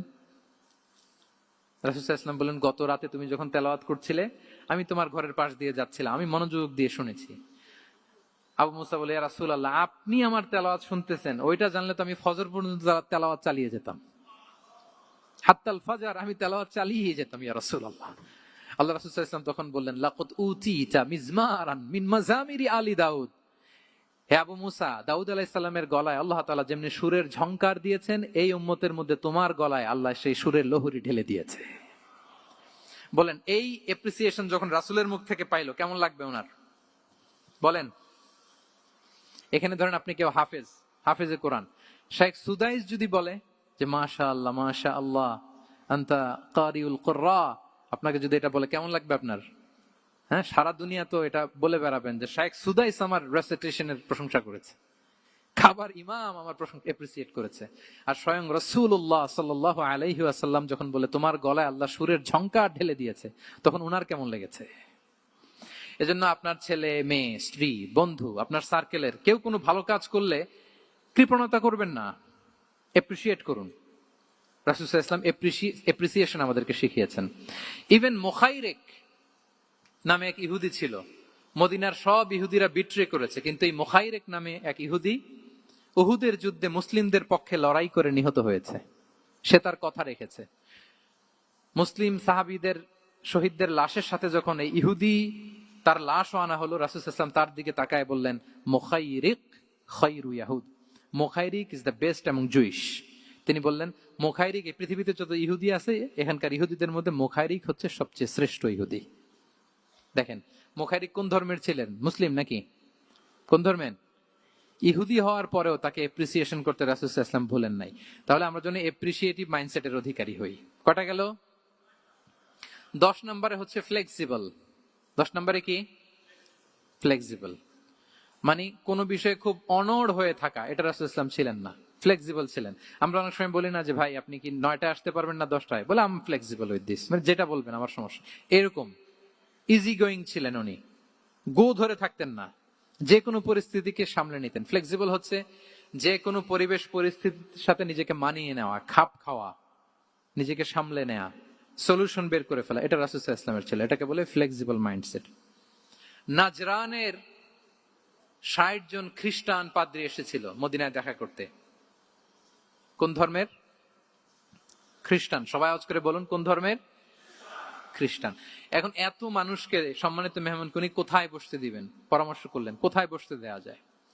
এক সাহাবী বলে, আমার কাছে কিছু খেজুর পাতা আছে, ওটা বিছায়া একটা জায়গা করি, ওখানে বসি। রাসূল সাল্লাল্লাহু আলাইহি ওয়াসাল্লাম বললেন, না, দামি মেহমান, এটা হয়? আরেকজন বলে, বিকেল বেলায় তো সূর্য পড়ে যাবে, পাহাড়ের ছায়ায় উহুদ পাহাড়ের ওই পাশে যেয়ে বসি। রাসূল সাল্লাল্লাহু আলাইহি ওয়াসাল্লাম বললেন, না, এটাও তো হয় না। বলতে বলতে ওই 60 জন পাদ্রী চলেই আসছেন এই মানে বিদেশি মেহমান, ফরেন ডেলিগেশন। কি করবেন? রাসূল সাল্লাল্লাহু আলাইহি ওয়াসাল্লাম 60 জনকে মসজিদে নববীর ভেতরে নিয়ে বসালেন। সুবহানাল্লাহ পড়তে পারলেন না? মসজিদে নববীর ভেতরে বসালেন। এবং সিরাতে ইবনে ইসহাকে এসেছে যে তখন ওদের আবার এবাদতের সময় হয়েছে, রাসূল ইসলাম তাদেরকে এবাদতের সুযোগ দিয়েছেন। তাদের কিবলা পূর্ব দিকে, তারা পূর্ব দিকে হয়ে 60 জন ওখানে এবাদত করেছে, তাদের ধর্ম রীতি অনুযায়ী সালাত আদায় করছে। দেখেন কতটা ফ্লেক্সিবল, কতটা ফ্লেক্সিবল ছিলেন রাসূল সাল্লাল্লাহু আলাইহি ওয়াসাল্লাম। ফজরের সালাতের পরে ঘরে ঢুকেই আম্মা জান আয়েশাকে জিজ্ঞেস করতেন, কোনো খাবার আছে? আম্মা জান আয়েশা যদি বলতেন আছে, তিনি সেটা খেতেন। কোনদিন যদি বলতেন না ইয়া রাসূলুল্লাহ, ঘরে তো খাবার নাই, তখন রাসূল সাল্লাল্লাহু আলাইহি ওয়াসাল্লাম বলতেন ফাইন্নী সাইম, অসুবিধা নাই, খাবার যেহেতু নাই আমি রোজা রেখে দিলাম। কত ইজি গোয়িং। আচ্ছা আমরা হলে কি করতাম বলেন তো? ফজরের পরে ঘরে গেছেন, আপনি বড় সাহেব না, এবার যাওয়ার পরে জিজ্ঞেস করছেন কি আছে খাবার দাও, যদি বলে ঘরে কিছু নাই, কি বলবেন দেখি, কয়েকটা উত্তর আসুক। ফজরে মসজিদে অনেক কিছু করে টরে ক্ষুধা পেটে ঘরে গেলেন, যে বললেন যে টেবিলে বসে বললেন যে খাবার দাও, এখন বলে যে কিছু নাই ঘরে, কি উত্তর আসবে? এখান থেকে একটা উত্তর আসুক, বলেন কি বলবেন? হ্যাঁ, খবর আছে, এই তো। এদিকে বলেন, আপনি কি বলবেন? আপনারা আলহামদুলিল্লাহ বলে না, কিন্তু বাসায় বলে না। পিছনে ভাবিরা আছে, এখন কিন্তু রিপোর্ট নেওয়া যাবে সহজে। তো যদি আমরা আলহামদুলিল্লাহ বলি, that is called easy going and flexible mindset. এটাই হওয়া উচিত, এটাই হওয়া উচিত। খাবার থাকলে খেতেন, না থাকলে বলতেন okay I am fasting, it's not a big deal, ফাইন্নী সাইম, যেহেতু নাই কি আর করবো, আমি রোজা রেখে দিলাম। এরকম ইজি গোয়িং ছিলেন। দেখেন his life was so simple but so special. Muhammad সাল্লাল্লাহু আলাইহি ওয়াসাল্লাম তাহলে ফ্লেক্সিবল ছিলেন। কয়টা গেল? আর কয়টা বাকি? আচ্ছা 5 মিনিটে শেষ করে দেই। 11 নাম্বার হচ্ছে অপটিমিস্টিক মাইন্ডসেটের অধিকারী ছিলেন। অপটিমিস্টিক, পেসিমিস্টিক ছিলেন না, মানে ইতিবাচক চিন্তা করতেন সবসময়। সবসময় কি চিন্তা করতেন? আপনি আজকের এই হল রুমের কিছু ভুল ধরতে পারবেন না? যদি বলে যে কয়েকটা ভুল ধরেন, বলবেন যে এই সমস্যা, সাউন্ডের সমস্যা, ওইদিকে এটা নাই, ওইদিকে এটা নাই, এটা হচ্ছে ভুল। আপনি পেসিমিস্টিকটা ধরলেন। এবার যদি বলা হয় আজকের এই প্রোগ্রামের কয়েকটা পজিটিভ দিক বলেন, তখন আপনি কিন্তু কয়েকটা পয়েন্ট বের করতে পারবেন যে এটা ছিল একটা ইতিবাচক দিক, এই প্রোগ্রামের এটা ছিল একটা পজিটিভ দিক। তো রাসূল সাল্লাল্লাহু আলাইহি ওয়াসাল্লাম ওই পজিটিভ দিকগুলোতে ফোকাস করতেন। হ্যাঁ, come back positive, not go back negative. রাসূল সাল্লাল্লাহু আলাইহি ওয়াসাল্লামের কাছে এসে যদি কেউ বলতে, রাসূলুল্লাহ আমি খুব অসুস্থ, আমি খুবই অসুস্থ, রাসূল সাল্লাল্লাহু আলাইহি ওয়াসাল্লাম কি বলতেন জানেন? জি, রাসূল সাল্লাল্লাহু আলাইহি ওয়াসাল্লাম বলতেন লা বাসা আলাইকা তাহুরুন ইনশাআল্লাহ। ইয়া রাসূলুল্লাহ আমি অসুস্থ। রাসূল সাল্লাল্লাহু আলাইহি ওয়াসাল্লাম বলতেন আরে don't worry, it will cleanse up you from your sins if আল্লাহ উইশ, ইনশাআল্লাহ এতে তোমার যে গুনাহ টুনা আছে, পাপ আছে, এই পাপগুলোকে আল্লাহ তাআলা এই অসুস্থতা দিয়ে মোচন করে দিচ্ছেন। পড়েন সুবহানাল্লাহ। তাইলে আপনি অসুস্থতার মধ্যে একটু হালকা হইলেন না, যে জ্বরে ভুগতেছি কিন্তু এই জ্বরে নাকি আমার গুনাহ মাফ হয়ে যায়। পেটের ব্যথায় আক্রান্ত, মাথা ব্যথায় আক্রান্ত, কিন্তু এটাতে নাকি আল্লাহ আমার পাপ মোচন করে দেয়, তাহলে একটু ভাল লাগবে না? তাহলে দেখেন একটা কঠিন পরিবেশকে রাসূল সাল্লাল্লাহু আলাইহি ওয়াসাল্লাম ব্যবহার সহজ করতেন। অসুস্থ শুনলেই লা বাস তাহুরুন ইনশাআল্লাহ, আর কিছু হবে না, আল্লাহ তোমার গুনাহ মাফ করে দিচ্ছে। অসুস্থ ব্যক্তি দেখলেই মাথায় হাত দিয়ে দোয়া করতেন আল্লাহুম্মা রাব্বান নাস আযহিবিল বাস ইশফি আনতাশ শাফি লা শিফাআ ইল্লা শিফাউক শিফাআন লা ইউগাদিরু সাকামা। উজ্জীবিত হয়ে যেত অসুস্থ ব্যক্তি। আমরা কি করি? আমরা কি করি? কাউকে অসুস্থ দেখলে, রোগাক্রান্ত দেখলে, ওই রোগে সবচাইতে কষ্ট পেয়ে যে মারা গেছে তার ঘটনা বলা শুরু করি। হায় রে ভাই, আপনার ক্যান্সার, আমার এক খালা ছিল ক্যান্সারের 4th স্টেজে চলে গেছিল, 14টা কেমো দেয়া লাগছে, এই যে ফিরিস্তি একেবারে ওনার দাফন কাফন পর্যন্ত। এখন বলেন ওই লোক যাও সুস্থ ছিল, এখন আর সুস্থ থাকবে? কথা বলেন, থাকবে? একটা দিব্যি সুস্থ মানুষকে যদি আপনি বলেন ভাই আপনাকে দেখতে কেমন যেন একটু রোগা রোগা লাগতেছে, অসুস্থ নাকি? এরপরে প্ল্যান করে ধরেন আপনি বললেন, উনি আবার ওদিকে যাওয়ার পরে আরেকজনকে প্ল্যান করে বলতে বললেন, বললো ভাই ব্যাপার কি, চেহারাটা কেমন শুকনা শুকনা। এরকম 5 জন বলার পরে ওই বিকেলে কাঁথা গায়ে দিয়ে শুয়ে ফেলবে বিছানায়। তো আপনি অসুস্থ এমনি বানায় ফেলছেন। কিন্তু রাসূলুল্লাহ সাল্লাল্লাহু আলাইহি ওয়া আলিহি ওয়াসাল্লাম উনি বলতেন লাবাস লাবাস আলাইক তাহুরুন ইনশাআল্লাহ, আরে সুস্থ হয়ে যাবা। এজন্য দেখতে গেলে আপনি উৎসাহিত করবেন, বলবেন আরে ভাই আপনারা তো খুব সুস্থ লাগতেছে। কে বলছে আপনি অসুস্থ? অসুস্থতার কোনো ছোঁয়াই তো আপনার মধ্যে নাই। হ্যাঁ, you are looking very fine, চমৎকার লাগতেছে আপনার, কে বলছে? তো ভালো হয়ে যাচ্ছেন। এটা বললে উনি আশা পায়। আর আপনি যদি ওই রোগে সবচেয়ে কষ্ট পেয়ে যে মারা গেল, এই ঘটনা যদি ওনারে শোনান, উনি বাঁচবে বলেন? তাহলে আমরা মানুষকে উৎসাহিত করব, অপটিমিস্টিক হব, পেসিমিস্টিক হব না। এবার বলুন, হুনাইনের যুদ্ধে কুইজ, হুনাইনের যুদ্ধ কত হিজরিতে হয়েছিল? কত? সপ্তম, অষ্টম? হ্যাঁ, মাত্র 2-4 জন বলতেছে। আমাদের ওই যে হাসানা ফাউন্ডেশনের একটা সিরা অলিম্পিয়াড চলতেছে, এটাতে অংশগ্রহণ করতে হবে আপনাদের। আমরা প্রতিদিন একটা করে কুইজ জানান দিচ্ছি মানুষদেরকে, একেবারে সব মুখস্থ হয়ে যাবে ইনশাআল্লাহ। তাহলে অষ্টম হিজরিতে হাওয়াজিন বনু সাকিব গোত্রের বিশাল ব্যাটালিয়ন নিয়ে ওরা আসছে, এবং ওরা আসছে যে আমরা শুধু একা যাব না, আমাদের স্ত্রী বাচ্চা কাচ্চা, আমাদের যার ঘরে যত সম্পদ আছে সব নিয়ে মরুভূমিতে যাব। এটা নিয়ে যাব কেন? সবার মধ্যে যেন ইন্সপিরেশন আসে যে যদি আমরা হারি, আমরা সব শেষ, আমাদের সম্পদও নিয়ে যাবে। আর এগুলো রক্ষার জন্য হলেও মোহাম্মদের বিরুদ্ধে আমাদেরকে জয়লাভ করতে হবে। কি টেকনিক দেখেন! সব যখন নিয়ে দাঁড়াইছে বিশাল বাহিনী, এক সাহাবী এসে বলল, ইয়া রাসূলুল্লাহ, কালকে তো আমাদের খবর আছে, এই বাহিনীকে আমরা কি করে পরাস্ত করবো? ইয়া রাসূলুল্লাহ, এসে দেখুন, পাহাড় থেকে দেখুন কত বিশাল বাহিনী। রাসূল সাল্লাল্লাহু আলাইহি ওয়াসাল্লাম দেখা মাত্রই বললেন, তিলকা গনিমাতুল মুসলিমিনা গাদান ইনশাআল্লাহ। আরবি যারা বুঝেন যে it will be the war booty for the Muslim community tomorrow ইনশাআল্লাহ। আরে এগুলো তো আমরা সব গনিমত আকারে ব্যাগে কইরা মদিনায় নিয়ে যাবো। এই যুদ্ধে জয়লাভ করে যা আছে এগুলো উটে করে ওয়ার বুটি হিসেবে মদিনায় নিয়ে যাব। বলার সাথে সাথে সাহাবীদের সব ভয় দূর হয়ে গেল, আবার প্রাণ ফিরে পেলেন, সজীব হয়ে উঠলেন, উজ্জীবিত হলেন। তাহলে আমরা অপটিমিস্টিক হব, আমরা ইতিবাচক চিন্তা করব। এবং ইসলাম আল্লাহ তাআলার ব্যাপারেও আমাদেরকে ইতিবাচক ধারণা রাখতে উৎসাহিত করে। হাদিসে কুদসিতে আল্লাহ বলেন, আনা ইনদা যান্নি আবিদি বি, আমার বান্দার নিকট আমি তেমন, আমার বান্দা আমার ব্যাপারে ঠিক যেমন ধারণা করে। আপনি যদি ধারণা করেন আল্লাহ দয়ালু, ঠিক আল্লাহ তাআলাকে দয়ালু পাবেন। এখন বলেন, আল্লাহর ব্যাপারে কার ধারণা কেমন? আল্লাহ তাআলা খুব প্রতিশোধ পরায়ণ না? প্রচন্ড রাগী? আমাদের সবাইকে জাহান্নামে দেওয়ার জন্য বসে আছেন না? তাহলে কি ধারণা বলেন তো? তিনি দয়াময়, তিনি মেহেরবান, তিনি আমাদেরকে অবশ্যই ক্ষমা করবেন। ঠিক কিনা বলেন? এই বিশ্বাস আল্লাহর প্রতি আমাদের সবার আছে তো? এই বিশ্বাস যদি থাকে, ঠিকই আল্লাহ তাআলাকে রহমান রাহিম হিসেবেই আপনি পাবেন। তাহলে আওয়াজ করে বলুন তো, এই নবরাত্রি হলকে উচ্ছ্বসিত করে আওয়াজ করে বলেন, আমরা সবাই অপটিমিস্টিক হব না পেসিমিস্টিক? অপটিমিস্টিক, ইতিবাচক হব। রাসূল সাল্লাল্লাহু আলাইহি ওয়াসাল্লাম অপটিমিস্টিক মাইন্ডসেটের অধিকারী ছিলেন। কয়টা গেল? লাস্ট হচ্ছে রেজিলিয়েন্ট। শেষ। I am going to conclude my speech today. Resilient হচ্ছে যাকে থামানো যায় না, আনস্টপেবল। সংকট কাটিয়ে ঘুরে দাঁড়ানোর সামর্থ্য যার থাকে তাকে বলে রেজিলিয়েন্ট। লেগে থাকার মানসিকতা, টিকে থাকার যোগ্যতা, সহজে হার না মানার যে অ্যাটিটিউড, এটাকে বলে রেজিলিয়েন্ট মাইন্ডসেট। রাসূল সাল্লাল্লাহু আলাইহি ওয়াসাল্লামকে আল্লাহ তাআলা এই মাইন্ডসেট দিয়েছিলেন। ওনাকে হারাইতে পারছে কেউ? জীবনের সাথে এটা সেট করে নেন যে আমি কখনো হারি না, আমি হয় জিতি নয় শিখি। আমি কখনো হয় জিতি নয় শিখি। এই মাইন্ডসেট যদি গ্রো করেন, আপনার হারাইতে পারবে কেউ? পারবে না। রাসূল সাল্লাল্লাহু আলাইহি ওয়াসাল্লাম, he was unstoppable, having unbelievable সাবর। ধৈর্যের পাহাড় নিয়ে, আনস্টপেবল অ্যাটিটিউড নিয়ে তিনি শুধু সামনে গিয়েছেন, পেছনে যান নাই কখনো। সীমাহীন কষ্ট আর সংগ্রামের মধ্যে দিয়ে গিয়েছেন, থামাতে পারে নাই ওনাকে কেউ পারে নাই। ইয়াতিম হিসেবে জন্মগ্রহণ করলেন, পৃথিবীর আলো দেখবার আগে বাবাকে হারালেন, ছোট বয়সে মাকে হারালেন, পরে দাদাকে হারালেন, এরপর চাচাকে হারালেন। শিয়াবে আবি তালেবে জেল খেটেছেন 3 বছর।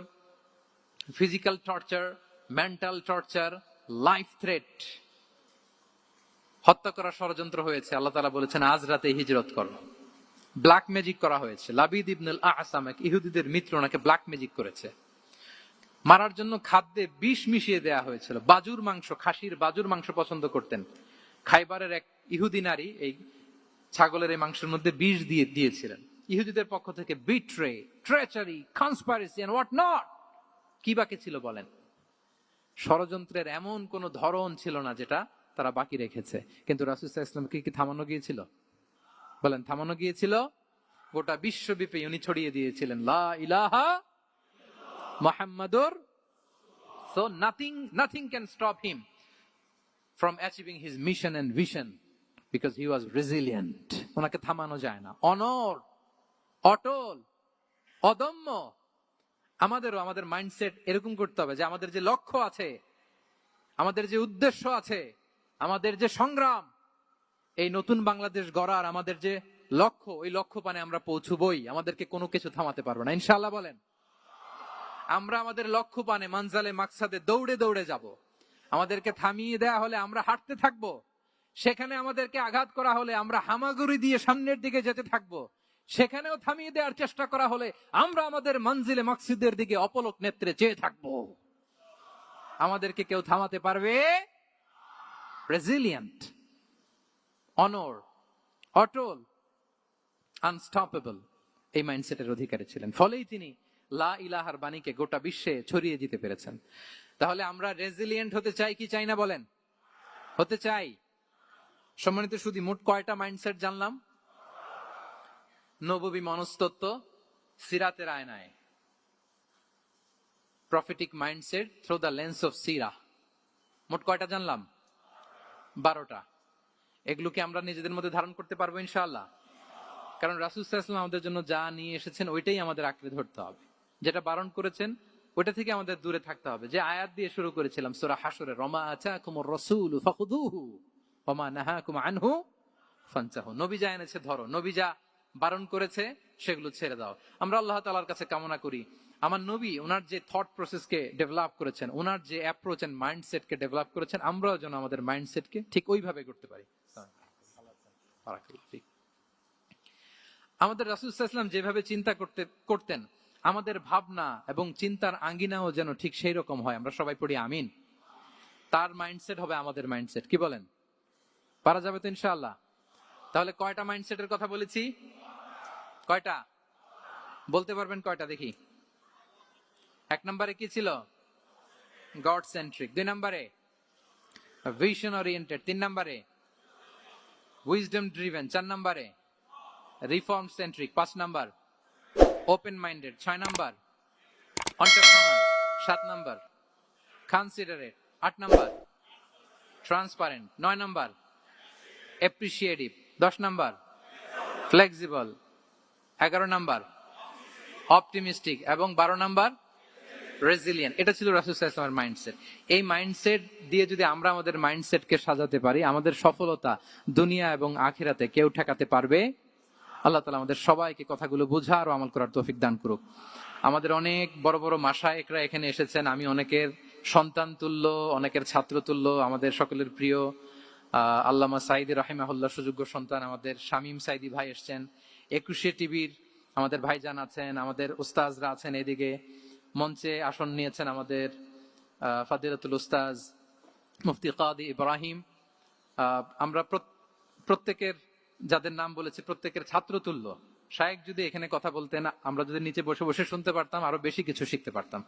তারপরেও একটা টপিকের উপর কিছু কথা বলবার আল্লাহ তাআলা সুযোগ করে দিয়েছেন। যে কথাগুলো আপনাদের সামনে উপস্থাপন করলাম, আল্লাহ তাআলা যেন সবার আগে আমাকে আমল করার তৌফিক দান করে এবং পাশাপাশি আমাদের সবাইকে আমল করার তৌফিক দান করে। হাযা মা ইনদি ওয়াল ইলমু ইনদাল্লাহ। এখানে হাসানা ফাউন্ডেশন সম্পর্কে সামান্য বলতে বলা হয়েছে। সম্মানিত শুধু হাসানা ফাউন্ডেশন এবছর আমরা কাজ শুরু করেছি। এটা শিক্ষা প্রকল্প নিয়ে কাজ করে। Integrated Madrasa, English medium school, blended with Islamic curriculum, মক্তব আমাদের হাসানা ফাউন্ডেশনের একটা ড্রিম প্রজেক্ট। আমরা কিছু অলিম্পিয়াড থ্রো করেছি, সিরাত অলিম্পিয়াড, কোরআন অলিম্পিয়াড, তারপর হাদিস অলিম্পিয়াড। এরকম শিক্ষা রিলেটেড, এডুকেশন রিলেটেড বিভিন্ন প্রজেক্ট, রিসার্চ, গবেষণা, কারিকুলাম ডেভেলপমেন্ট, এই বিষয়গুলো নিয়ে মূলত আমাদের ফোকাস। আপনারা ওয়েলকাম টু হাসানা ফাউন্ডেশন। হাসানা ফাউন্ডেশনের জন্য আপনারা দোয়া করবেন, আপনারা সাপোর্ট করবেন, কন্ট্রিবিউট করবেন। এই আহ্বান আজকের এই নবরাত্রি হলে ইসলামিক কনফারেন্স 2025 রেখে আমার আলোচনা এখানেই শেষ করছি। হাযা মা ইনদি ওয়াল ইলমু ইনদাল্লাহি আলাইহি তাওয়াক্কালতু ওয়া ইলাইহি উনীব। আসসালামু আলাইকুম।